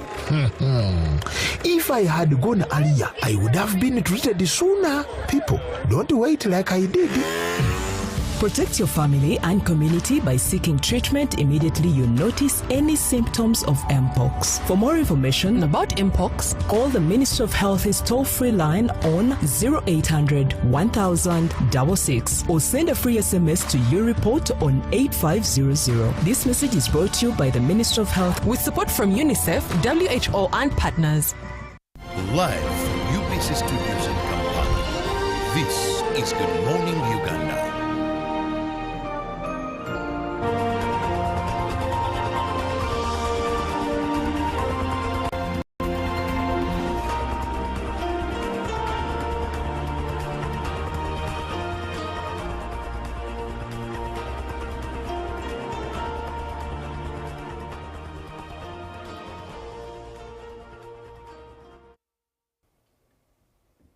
Good morning, Uganda. Welcome back from that conversation on UMI alumni. My name is Julie Nantaba Mosisi, and time for another conversation. This Friday morning, as always, 0709602592 is the number for you to save and be a part of every conversation on the show. This Friday edition of Good Morning Uganda, we are talking about the East African Symposium and Expo on Trauma, Injuries and Emergency Care. It will be the second of its nature and it's under Makerere University School of Public Health. And to do that, me in studio is Dr. Asasira Ignatius, who is the chairperson organizing committee, as well as Lillian Tushabe Etot, who is the communication and advocacy officer, Triad Unit, Makerere School of Public Health. Welcome to you both. Welcome, Ignatius. Thank you. Welcome, Lillian. Thank you very much. Thank you so much for joining the show. Now, I'll start with you, Dr. Asasira. What is the East African Symposium and Expo on Trauma, Injuries and Emergency Care? Thank you, Lillian, and to our dear viewers, good morning. We are having the second East African Symposium on Trauma, Injuries and Emergency Care. And the three and emergency care. This is going to be the second of its kind, and it's going to be hosted next week at the Makerere University School of Public Health Auditorium, and we invite all of you to be part. The theme of the symposium is going to be understanding the burden and impact of injuries in East Africa to improve emergency care preparedness, mitigation, and response. So if you look at the theme very well, you realize we have the part of understanding the burden. And after understanding the burden, then what? We have a call to action. We want to use this conversation to improve on our readiness as a healthcare system in Uganda, but we have not just called Ugandans, we have also called our friends in the region. Right. We shall have people from Kenya, the Kenya Emergency Care Federation will be here. We have friends from Rwanda and other neighboring countries. So we are hoping that in this symposium, we bring all people who are involved in the day-to-day emergency care activities. These are doctors, nurses, emergency medical technicians, what you call the EMTs. We have ambulance professionals, people who jump onto ambulances and, you know, help around. Are those the ones we call paramedics? Yes, okay, you can call them paramedics, but currently we have the EMTs, emergency medical technicians. Then we have people who, so those are called pre-hospital, before you reach the hospital. When a road traffic crash happens in Wandegea today, this morning, there are first responders, the bystanders. After the bystanders have called for an ambulance, the ambulance is going to be involved in transporting this person to the nearby health facility. So there is a bit of transport. And then when you reach the health facility, we shall have the emergency care providers. Those are emergency physicians, those are emergency care nurses, to mention but a few. So all the people who are involved in this triad, it's a triad, 3-arm, are coming together. But on top of that, we're having other stakeholders. We're having policymakers. In 2021, the Ministry of Health passed the emergency medicine policy, emergency care policy, and there is a whole strategic plan. So we need policymakers. We need the community. Because we cannot do this without the community. We need people from the air ambulance, because aero emergencies are also on the rise. We now have our Uganda Airlines. What if anything happens? Who is responsible to provide these emergency care services? So all these people are coming together on 7th to 8th, and if you're out there and you're interested in these conversations, please join us. It looks like it's really a symposium and an expo that is really, really wide and one to look forward to.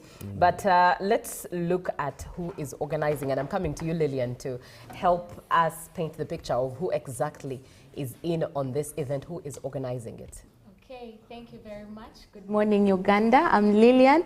And the second East African Expo on trauma, injuries and emergency care is majorly organized by the Association of Ambulance Professionals of Uganda, the Emergency Care Association of Uganda, and these two are organized institutions of healthcare professionals. And so they are coming together with the Magara School of Public Health, specifically the Trauma, Injuries and Disability Unit. And that's the unit that I am representing today. So this unit is under Magara School of Public Health, but we are a research-focused unit. And our research is majorly, the research that we do is majorly around injuries, disability, prevention, and so this usually informs policymakers. The work we've done around drowning, we've done work around road safety, bans, and we'll be venturing into violence. And this research is really key in informing policymakers and in driving conversation. I know we recently had controversy around the 30 kilometers per hour and the EPS system. And that was a little based on also the research we had done on road safety.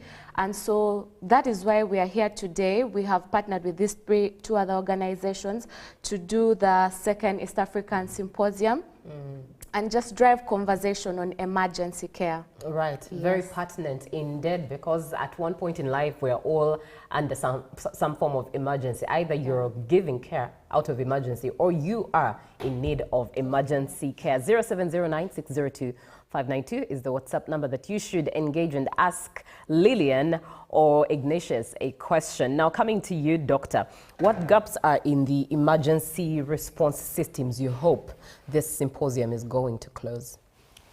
Thank you, Lillian. And as I discuss the gaps, let me give you even a bigger picture. Right. Let's look at the entire continuum, and I'll build it from the existing report. We have the annual crime report from Uganda Police, yes, 2024. And what does it show? As compared to 2023, the number of road traffic crashes have increased significantly from 24,777 in 2023 to 25,808 in 2024. 4,000 of these are fatal crashes. That means 17% of every road traffic crash that we have ends up either in death or in a major disability. And by major disability, we mean you either lose like a limb or your organs, you no longer have the 100% organ function that we want you to have as a Ugandan. And when you look at the same report, it shows that the timing of these crashes is highest during the evening hours. 8 p.m. 5, 6, 7, 8. Yeah. The morning hours, yes, the crashes are there, but not as significant as it is. And even more interestingly, they are very significant on Friday, Saturday, Sunday. Yes.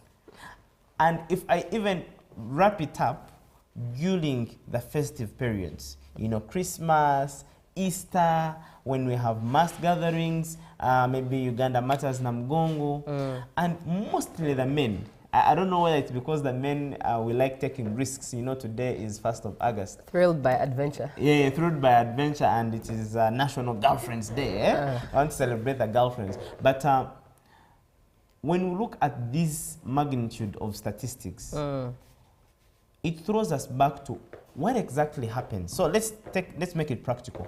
Lillian, if I'm leaving this studio today and I'm going back to my workstation, and God forbid I am involved in a road traffic crash, what usually happens? Let me ask you. What do you think happens in that immediate period? Who is the first person to come and attend to me? Everyday people. Everyday people. Border borders. Pedestrians. Yes. What is the chance that in those pedestrians, 1 out of 10 of them is trained on offering emergency care, or what you call resuscitation, or in simple terms, first aid? I think the chance is 0. 0%, okay. Yes. You think it's 0? I don't know what the Ugandans out there think. Yes. That's a very important gap. People, first of all, need to know what to do. We have seen scenarios as we work on the emergency unit where someone is involved in a road traffic crash, and the first thing pedestrians are doing is to get a chance to lobby a phone or snatch some money from the bag. Right. Before they actually think of how do we save this life. So one, we need advocacy. Ugandans need to know what to do and not what to do. We have seen scenarios when a lorry carrying fuel, you know, these fuel tankers, yes, is involved in a fire. And the primary fire is having a few injuries, maybe the driver and the conductor, but the solid Ugandans will take that advantage to carry a 5-liter jerrycan to go and tap on this free fuel. Yeah. What happens when this free fuel gets in touch with the oxygen outside? Boom! It explodes, yes. Secondary casualties. Actually, those are even more in number and in magnitude than even the primary injuries. So Ugandans need to know, in such a times of like fuel tanker, please don't go and tap on this free fuel.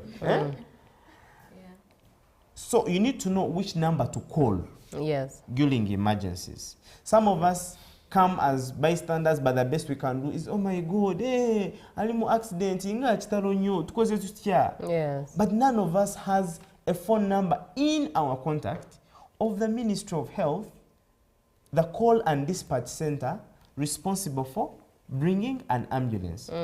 Right now, we are still in the process of activating the short code. It's going to be 916. It's not yet active, but at least we have existing numbers. There is a whole panel of people who are seated waiting for you to call them, and they send you an ambulance at even a regional level, not just in Kampala. Right. We are going to read this number. Please make sure all of us have a copy of this number. Then number 2, once you have called, can one of us be able to provide at least first aid, basic first aid? And that's a big gap. That requires training, and training requires resources, and resources require people. Right. And that is why the symposium comes in. So, and then thirdly, and maybe the other important gap is now you've reached the hospital. Do we have what it takes? Are all our health facilities, including health center 2s and 4s and 3s and 4s and district hospitals, do they have all the emergency drugs that we need? The gloves and the supplies readily available?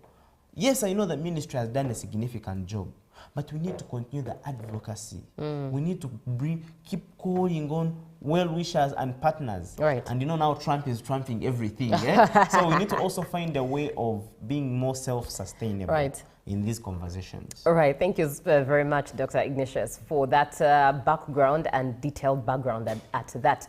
We are looking at the East African Symposium and Expo on trauma, injuries, and emergency care. Why I am insisting on trauma, injury, and emergency care, I've just learnt from Dr. and Lillian that these 3 are very important, and they're the actual cause for this symposium and expo as to how we must respond in times of emergencies. Now, 0709602592 is the WhatsApp number that you should engage and ask your question. I can tell Musa Collins from Kasubi, you say your question is, and you've left it at that. Please complete it so that Dr. and Lillian are able to answer it. Now, let me come to you, Lillian. Let's look at the emergency response community in Uganda, seeing as any of us indeed might either be the one giving an emergency response or the one in need of an emergency response.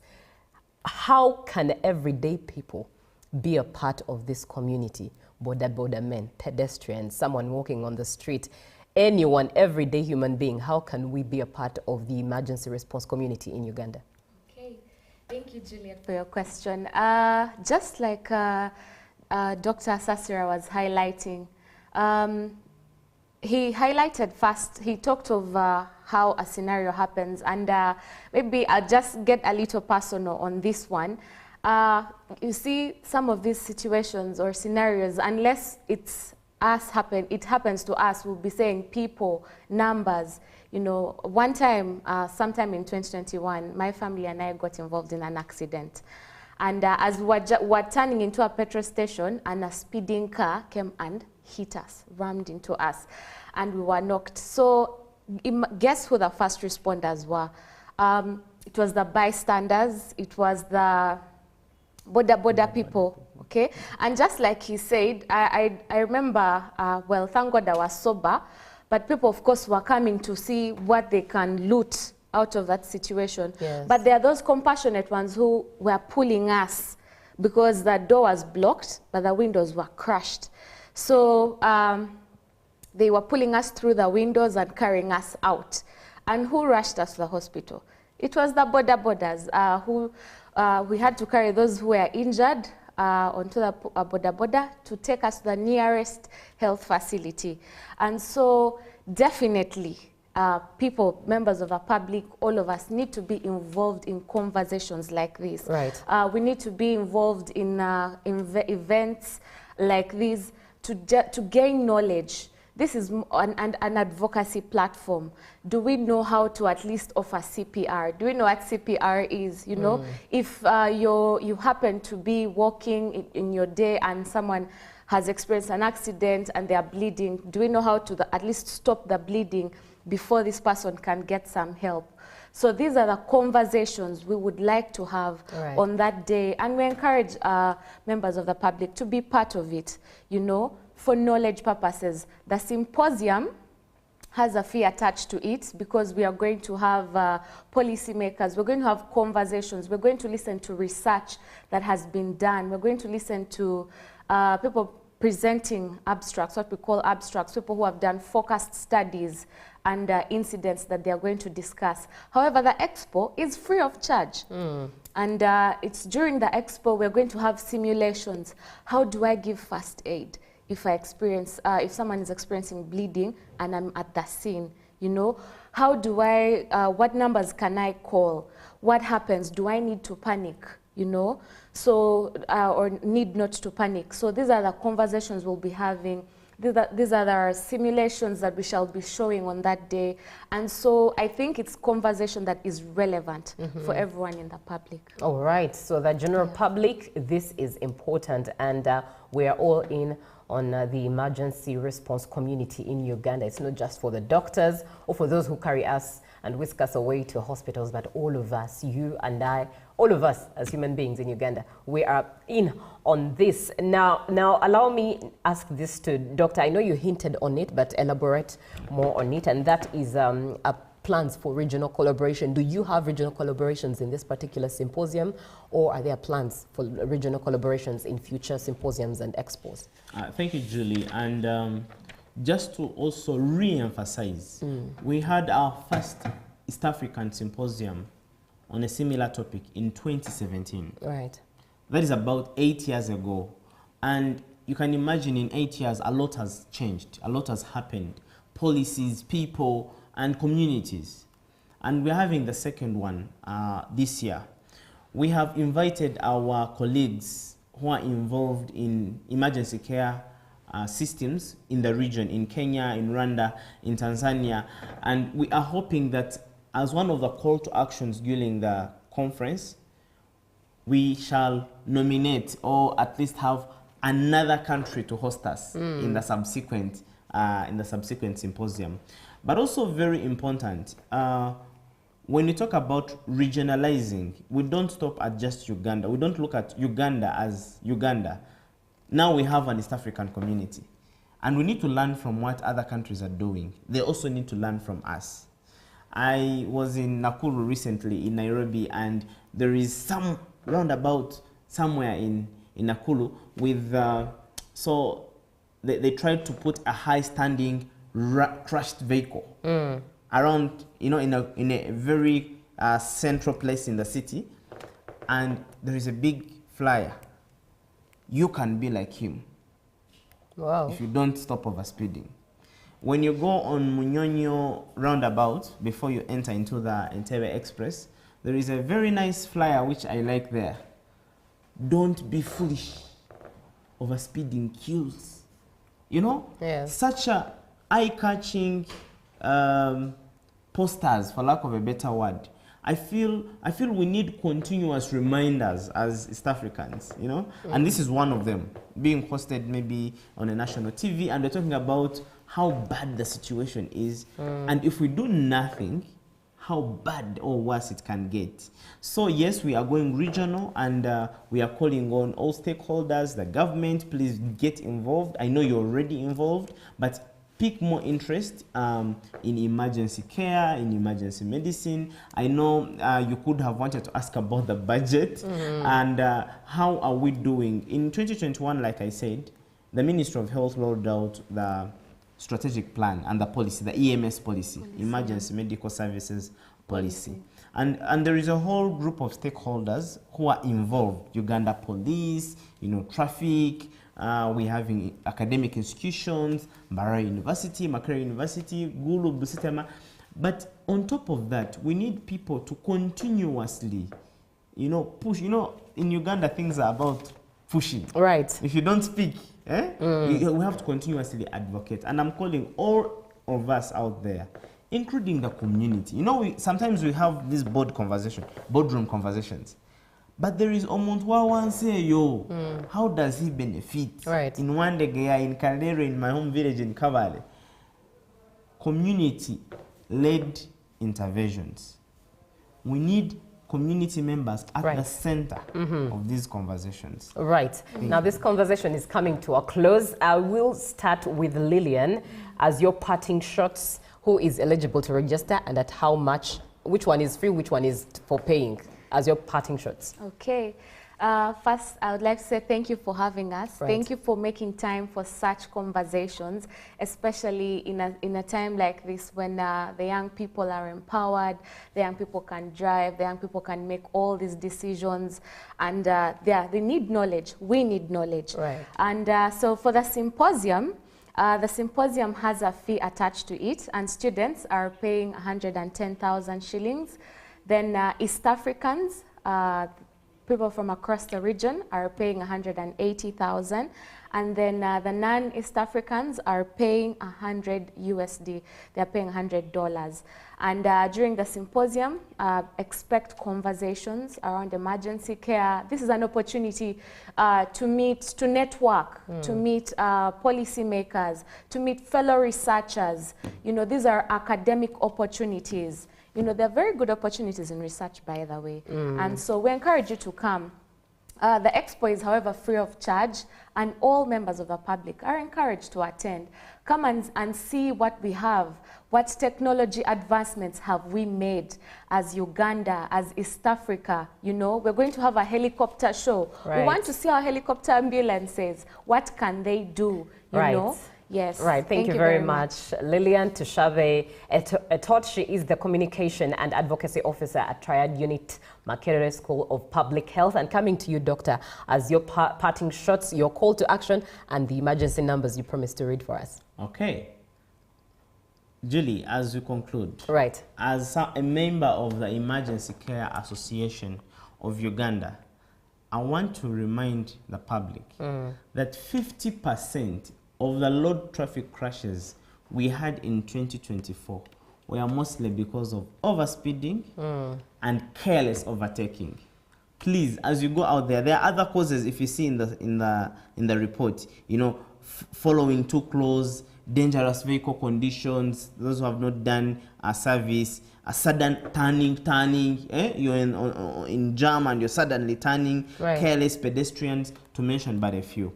My call to action, number one, please make sure you turn up and participate in this symposium, and the expo is free. In the circumstance that you are unable to, please come and be part of these conversations. It's a continuous, it's not a 1 or 2 day event. This is something that's going to be continuous. Then number three, if you are having someone out there who you think can contribute towards the success of improving the quality of emergency care systems in Uganda, you could have, it could be an organization, it could be a person, can be a community. Please let us know about them so that we can reach out to them and engage them. And for the toll-free number, which I promised, we have two. We have an Airtel and MTN. The Airtel is 0709 187 581. I repeat it, 0709 187 581. And the MTN number is 0761 619 431. 0761 619 431. These are toll-free ambulance call and dispatch numbers at Naguru for us who are in central region. But at each region within the country, we have now regionalized the call and dispatch centers. Right. Thank you very much for listening, and look forward to hosting you. Right, indeed, be a part of this symposium. It's next week, 7th to 8th, right? 7th to 8th, the East African Symposium and Expo on Trauma, Injuries and Emergency Care. It will be the second of its nature, and it's under Magara University School of Public Health. So be a part of it as a member of the public. Good morning, Uganda. Live from UBC Studios in Kampala, this is Good Morning Uganda.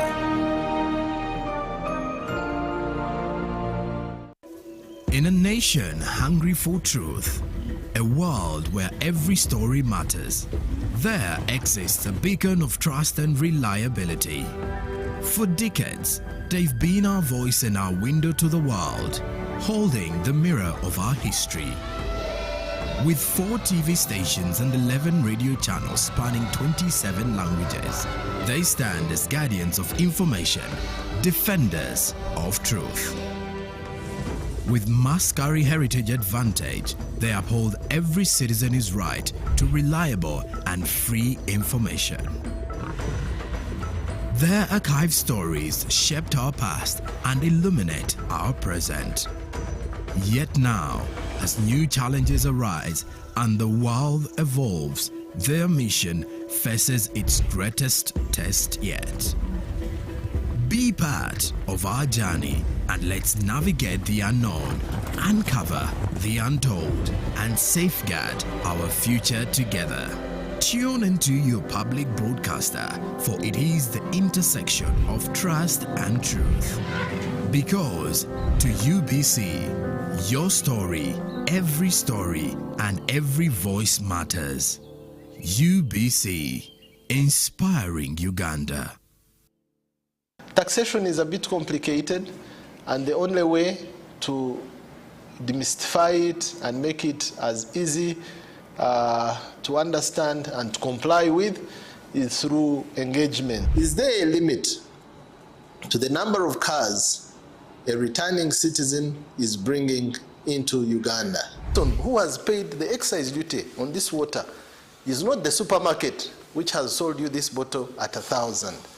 It's not the business. It is the man who is going to drink this water. We strongly believe that it will only be through such constructive engagement that we'll be able to broaden our tax base and build our country together. Buza Commissioner. Now you can get direct answers. Send your tax-related questions via WhatsApp or SMS to 0790-141-887, and the Commissioner General of URA, John Musinguzi, will personally address them. Tune in to UBC News Tonight every Monday and Wednesday for expert insights and clear explanations. Buza Commissioner. This August, East Africa becomes the center of African football. Chan 2024 is here, and it's bigger than ever. 3 proud nations, Kenya, Tanzania, and Uganda, united by football, passion, and power. From the first whistle to the final roar, 35 thrilling matches, live, only on UBC TV and radio stations. Wherever you are in Uganda, from the city to the village, UBC brings Chan 2024 to your screen and your radio. August 2nd to August 30th, it's football like never before. 1 tournament, 1 region, 1 heartbeat. Chan 2024, live on UBC. Feel the game, live the glory.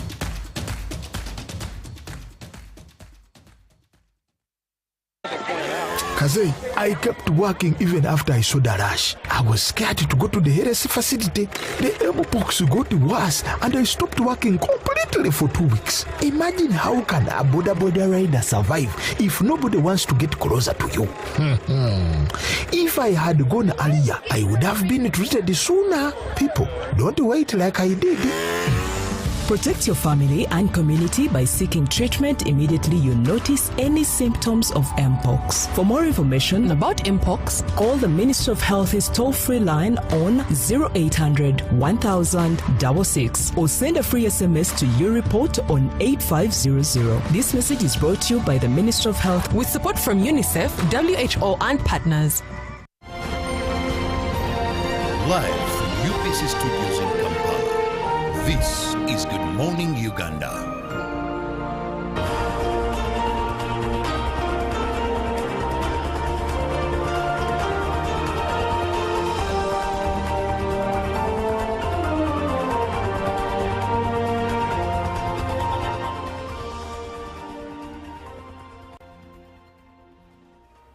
Good morning to you. If you are just joining the show, welcome to the show. If you started with us, always say this. Thank you so much for being on the show and watching UBC TV, always here to inspire you. At this moment, we are having a conversation on visual arts. And in studio to do that with us is Wesley Bwambale, who is a visual artist. Good morning, Wesley. Good morning. Thank you for having me. All right. Moizile Wambale, right. Contemporary artists, Ugandan contemporary artists, from all the way from Kasese in the mountains. And I've been painting for so many years, and thank you to have me. Right, let's start with you helping us understand what visual art is. So visual art, art is in so many concepts. There is singing, there is poetry, there is painting. All of this is visual art? Yes, all that is art. And visual art mainly is about painting, sculpture, the graphics you see. That is what visual art is about. Mainly painting, sculpture, and maybe graphics, multimedia, and so many other, maybe fashion. Right. Yes, all that is visual art. And something that you can see with your eyes. All right. Yes. Okay, now give me clarity here. If it's something that I can see with my eyes and I can see a musician sing, does that make them a visual artist? Yes, maybe the video. Okay. Yes, okay. but the hearing of somebody audio. singing, that is art. It's not visual. Right. Yes. So with this visual art, does that mean that you have to have an expertise or speciality out of all that you've mentioned? Art, they are self-taught artists. Right. Yes, and they are artists who have gone to school to study. Yes, so you can either be self-taught or you can maybe have a degree or a diploma. So it's about the skill and the talent that God gave you. Right. Yes. How long have you been a visual artist? I've been a visual artist for almost, let's say, 15 years, ever since I was in high school. I was drawing, I was painting. I was inspired by me coming from a tourism district, Kasese. Yes. So I was inspired by seeing those tourists who used to come to our district to maybe view the wildlife and what. So I was inspired so that I can maybe earn a living out of it. Yes. Yes. How does visual art contribute to the tourism of Uganda? Visual art contributes a lot because now these people who are out there and would love to come to Uganda, they first look at images. For example, there is photography. That's also visual art. So anyone who wants to know more about Uganda before they have come to Uganda, they will maybe have to search about Uganda on the internet. So they will see these images, the paintings, and so many other things, maybe the fashion culture like that. Right. Now, in your kind of visual art, how exactly do you promote Uganda through your visual art? What do you do? What do you sell? Now, for me, mainly I do painting, and my paintings, if you look at them, they talk much about our culture, the post-colonialism era. For example, I have pieces where I've painted about our fashion, the gomesi, the dress code. I think it's what I'm seeing. Yes, on the screen. yes. So me, I try much to talk about the new era of Africa. Yes, yes. And when you're creating all these pieces, what inspires you? How do you pick up inspiration to just start forming that piece of art? Yes. Now I am inspired by my background, where I come from. Right. Yes, but if you were to look at Kasese and the people of Kasese, the Bakonzo, they are people who are they had too much culture in the past, but it has gone fading away. Why? There is a lot of urbanization. There is a lot of maybe people growing to maybe, let's say, a new world. So I try hard much to talk about the new world, and I'm inspired by those stories that have changed. Because if you see in the past, the dress code that people were wearing those days and today, there's a change. So I try much to bring it in my artworks. Right. Yes. In other words, the story of the old. Yes. To preserve the culture. Yes, yes. I talk about the contemporary art mainly talks about today. Okay, today. Yes, yes. Doesn't it take away the old? Yes, it talks about the old, and it shows you how the world has transformed. Where it came from. Yes, where it came from. Because in the past, if you look at the dress code of today and in the past, there is a difference. Yes. So now I try much hard to show that now the Africans are no longer, the black people are no longer those people that used to know. They have transformed, copying so many fashions and so many urban things from abroad, Right. they have transformed. They are no longer the old people that you used to see. That's why if you look at my paintings, you realize there is a transformation. I'm painting the life that people are living today. Right. Yes. Now, when you say owning our stories through visual art, what does that statement mean?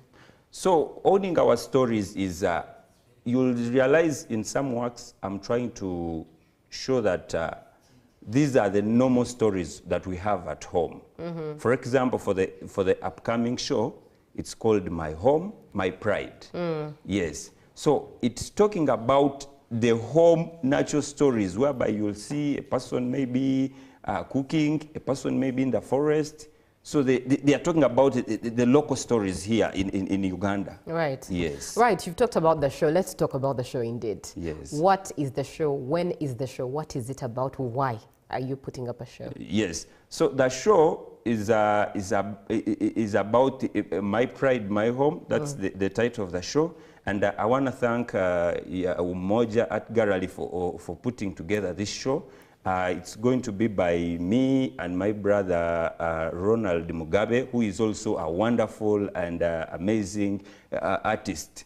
So the show is going to be at Umoja Art Gallery in Bukoto. Right. Yes. It's called My Pride, My Home. My Home, yes. Where is it going to, but rather when is it going to take place? Oh, the show is going to take place tomorrow. All right, at what Yes. time? Yes, it starts at 4 p.m. Yes, 4 p.m. Because now now art is something that people consume after doing all these sorts of things. It helps them calm down. So after you have been you have been in town looking for this and that, in the evening maybe you can go and attend the show and you relax your mind as you look at these beautiful works. Right, very Yes, true. Are we paying anything to come? No, for the show, exhibition? actually art is something that you're supposed to enjoy viewing for free. But when you fall in love with a painting or a particular piece, then you can purchase the artwork. Right. Yes. Very interesting. Let us be there really for if you love art, if you love everything that comes with art and stories that are told behind art. One thing for sure is when you stand and look at a picture, there's a million stories in there that you're imagining. For me, it's always an honor to look at these paintings with the authors, because I'm able to ask the questions. What were you thinking? What were they thinking? Yes. So it's one that is taking place tomorrow at 4 p.m. Please state the venue again.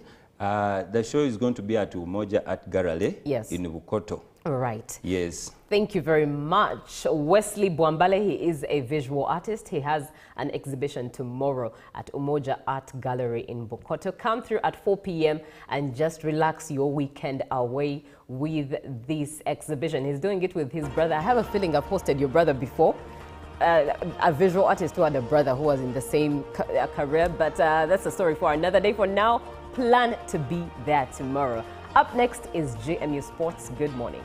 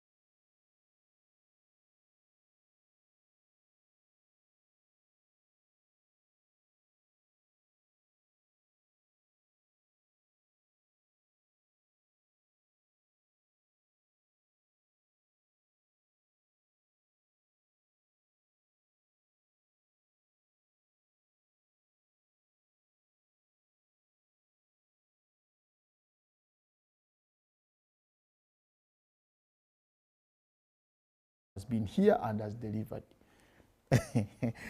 That's enough for today, but let me go into sports. Of course, I have there's something I want to read for you from the Ministry of Education and Sports, which for me, it made sense. On your screen, you can see, whereas the government of Uganda has invested in sports infrastructure to rise to the level of meeting CAF standards for CHAN 2024, it is a fraction of the long-term benefits that our country shall reap, including but not limited to providing an opportunity for talent to be nurtured through utilization of these facilities. That was a message from Mama, that is Honorable Janet Kataha Museveni, the First Lady and Minister of Education and Sports. There's another message, Julius, which I would love as well to look at, or the view I would love to look at here.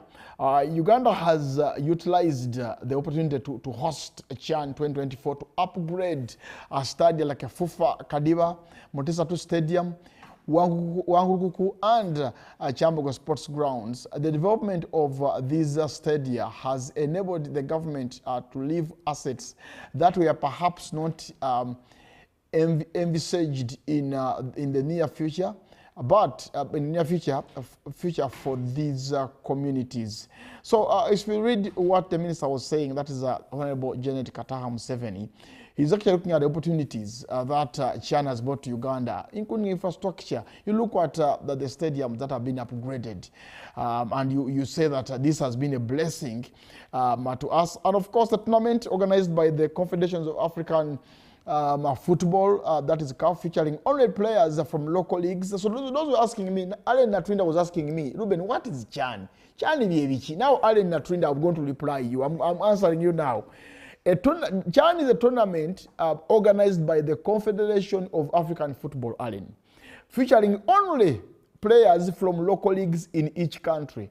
The 2024 tournament will run from 2nd of August, that is Saturday, to the 30th of August. Natulinda, ochitegedde kyenkugamba. So the country that will be hosting is Uganda, Kenya, and Tanzania. It's actually pamoja as we prepare for 2027. Now, Uganda's match fixtures, that is Group C, that will take place at Mandela National Stadium. On the 4th of August, that will be a Monday at 8 p.m. Uganda will take on Algeria. So, I think I've answered your question of what is CHAN. CHAN, she was asking me, brother, in the local room here. CHAN Ruben Ibiwiki. CHAN is a big tournament in Africa and in Uganda. So I'm going to ask Kauzi to get me a boardroom and I lecture stuff here about CHAN. But anyway, why CHAN matters for Uganda? One, elevates home-based players to continental prominence. That is number one. Number two, offers invaluable international experience for Uganda Cranes talent. Then number three, it strengthens Uganda's domestic league visibility and development. Number four, boosts national pride and investment in local football infrastructure. Hey, so that number four, Julius, let's go back to number four. He said that it boosts national pride and investment in local football infrastructure. Now, Mama said in her statements, let's go back to where Mama said that stadiums have been given facelifts because of this tournament. So now that is it. Uganda has utilized the opportunity to host CHAN to upgrade the stadium like a Fufa Kadiba. Now, that shows you the number four that we talked about, that this tournament has brought this to Uganda. We never thought of upgrading or giving facility to stadiums until CHAN was announced that it will be in Uganda. And with the able government that we have, we've been able, or government has been able to upgrade Stadia. Now, let's go to the games that will be broadcasting live on UBC TV. Julius, away from the four important points, we are boosted. Now, on match day, that will be Monday 4th, Uganda will take on Algeria at 8 p.m. at the Mandela National Stadium. And those who cannot go to Nambole, you can watch via UBC TV. Yes, you can watch via UBC TV.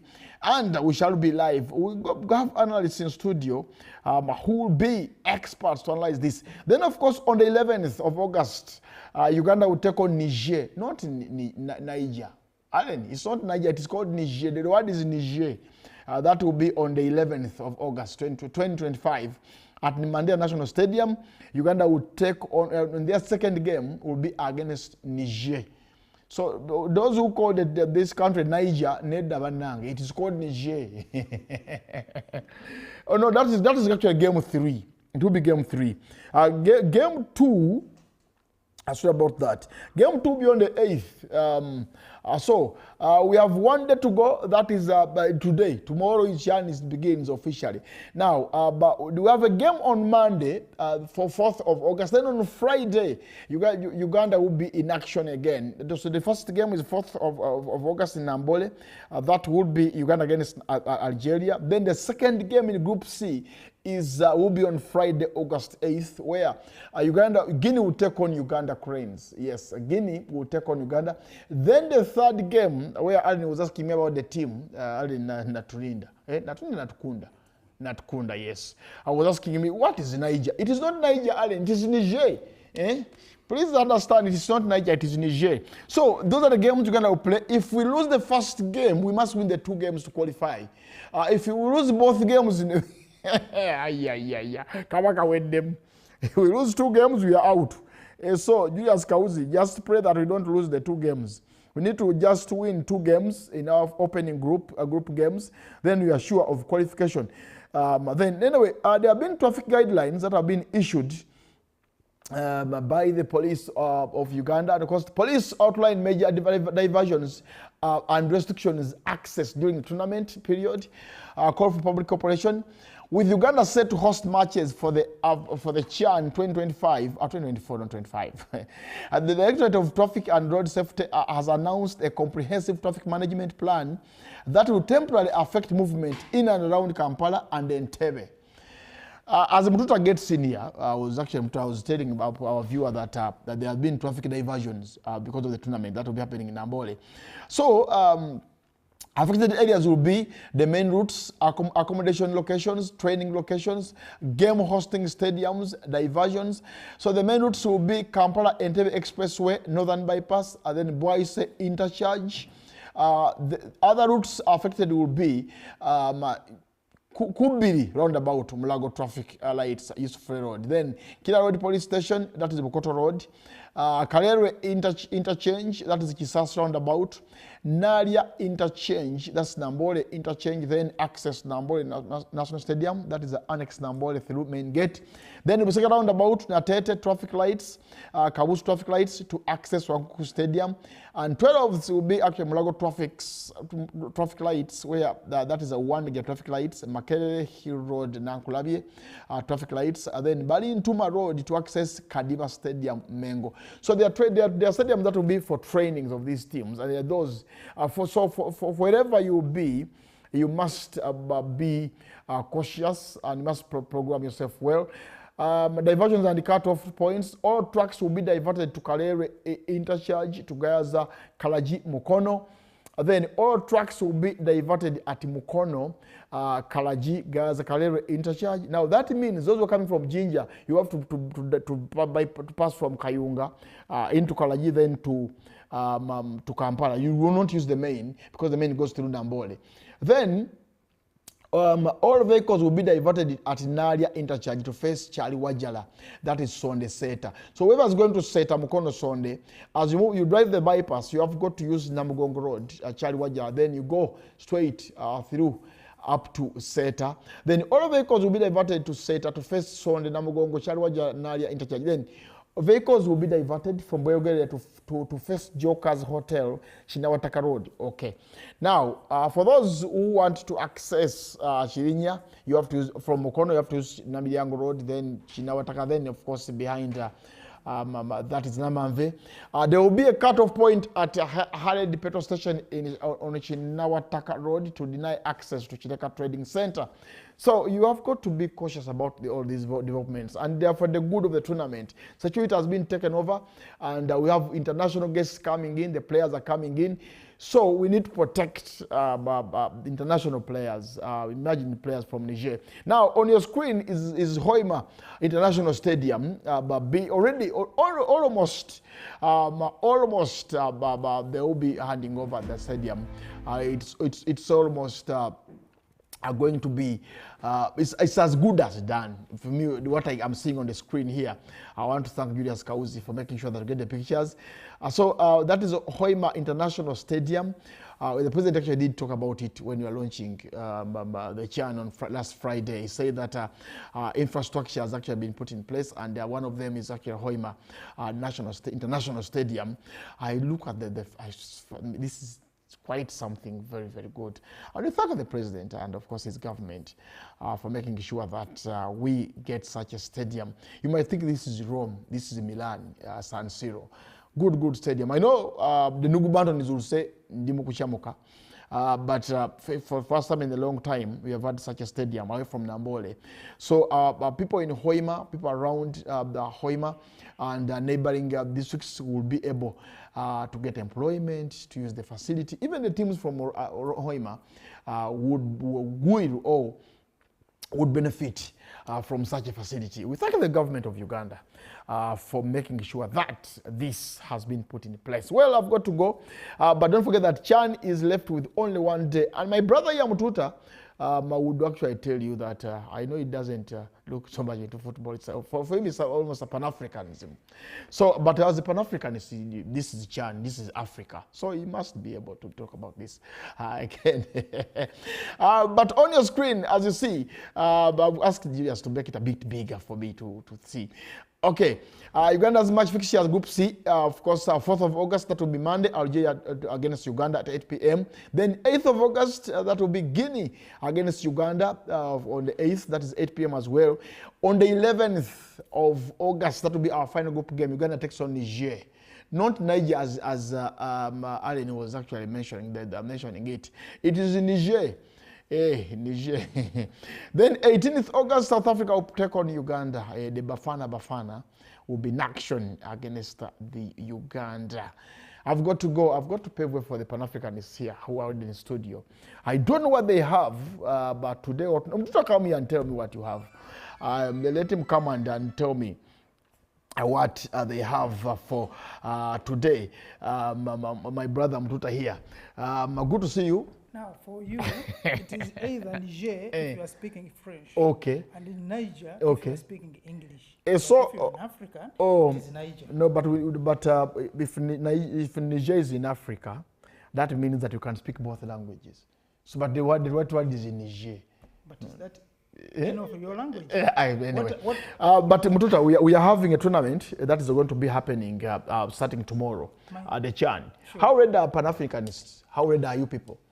But when you are talking about football, you can't stop talking or thinking. You can't mention 5 names without mentioning an African. Okay.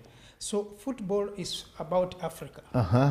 Of course, there are other people who can play football, but you know football is a preserve of Africans. You have seen clubs of only Africans. True. Even when they are not. Even national teams like France.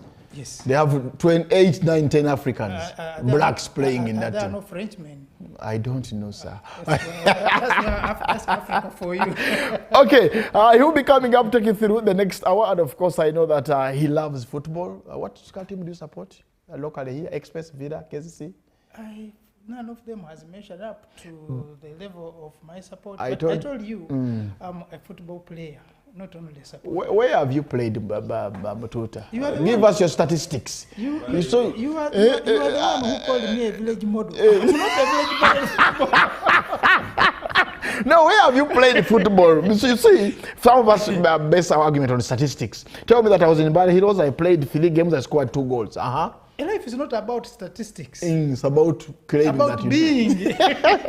Anyway, I did mention here, Matuta, before you go, that as you cast that vote, go for the experience. You know, even in football, in sports, when a manager has an experienced player, he's going to trust him to lead the team. So as you people go to your villages to cast your vote in the next year elections, make sure that for the next 5 years, you choose a leader who is tested and able. We have about 300 petitions at the NRM Secretariat. If you say we, you the who? From the if you say Uganda, we, but say the we. We as people of Uganda. Oh, okay. Because I'm talking about voters. Okay. You are the one who. So you speak for them, yes. the voters, okay. So we have about 300 petitions at the Secretariat, I mean at the tribunal now, which is handling the disputes from the primaries. And most of these are either people who are rigged, there was voter bribery. You remember in Kapchora where they found the money with the tobacco as a cheap fake. So these are some of the problems that the Africans, as Africans, we face. The results of the election may not necessarily reflect the will of the people because of these other factors we are looking about. But if it were football, you cannot. Well, you can fault. And you cancel a score. Yes. But again, people will have known that was a score. Okay. Now that's not. So we should involve VAR in politics. Exactly. Where we bring back what happened, what transpired. Yes. Then we'll have. I think thank God you should think of VAR to avoid such things. Anyway, we've got to go, but it's coming up to take you through. But that's a Pan-African Friday. And what's our topic for today? Today we're looking at the benefits of Africa from religion. Has Africa benefited from religion? Okay. Religion. We're talking about foreign religion. Okay. We're talking about Christianity. We're talking about Islam, but also the African religion. Okay. So how far have we benefited, if we have benefited at all? Which religion are you? Which religion are you? No, religion is normally, it's not a grouping. Religion is about thinking. Okay. And so what do you think about religion, where you belong? I belong to a religion, not to a religion, but a group of thinking that God is universal. Oh. And it does not belong to any of the religions. And how they came to be where they are. Which God? The Obusobozi or there's one called the Obusobozi? Obusobozi. Yes. No, that is not the God you're talking about. Okay. Actually, there's one called the Obusobozi. God of Obusobozi is the real God. Eh? Yes. Okay. God of Obusobozi who died. That's not the one. We have got to go. We've got to go. That's Muta for you. It's going to be coming up, take you through Pan-African Friday. And of course, join us at 1:30. We'll be here taking you through the score. But don't forget that Chan is here. We're going to be in Nambole. And also the trophy, when the trophy gets here, that will be next week. We might have a chance to have the trophy in the studio here. So keep your fingers crossed. We might have the Chan trophy in the studio next week. Good morning.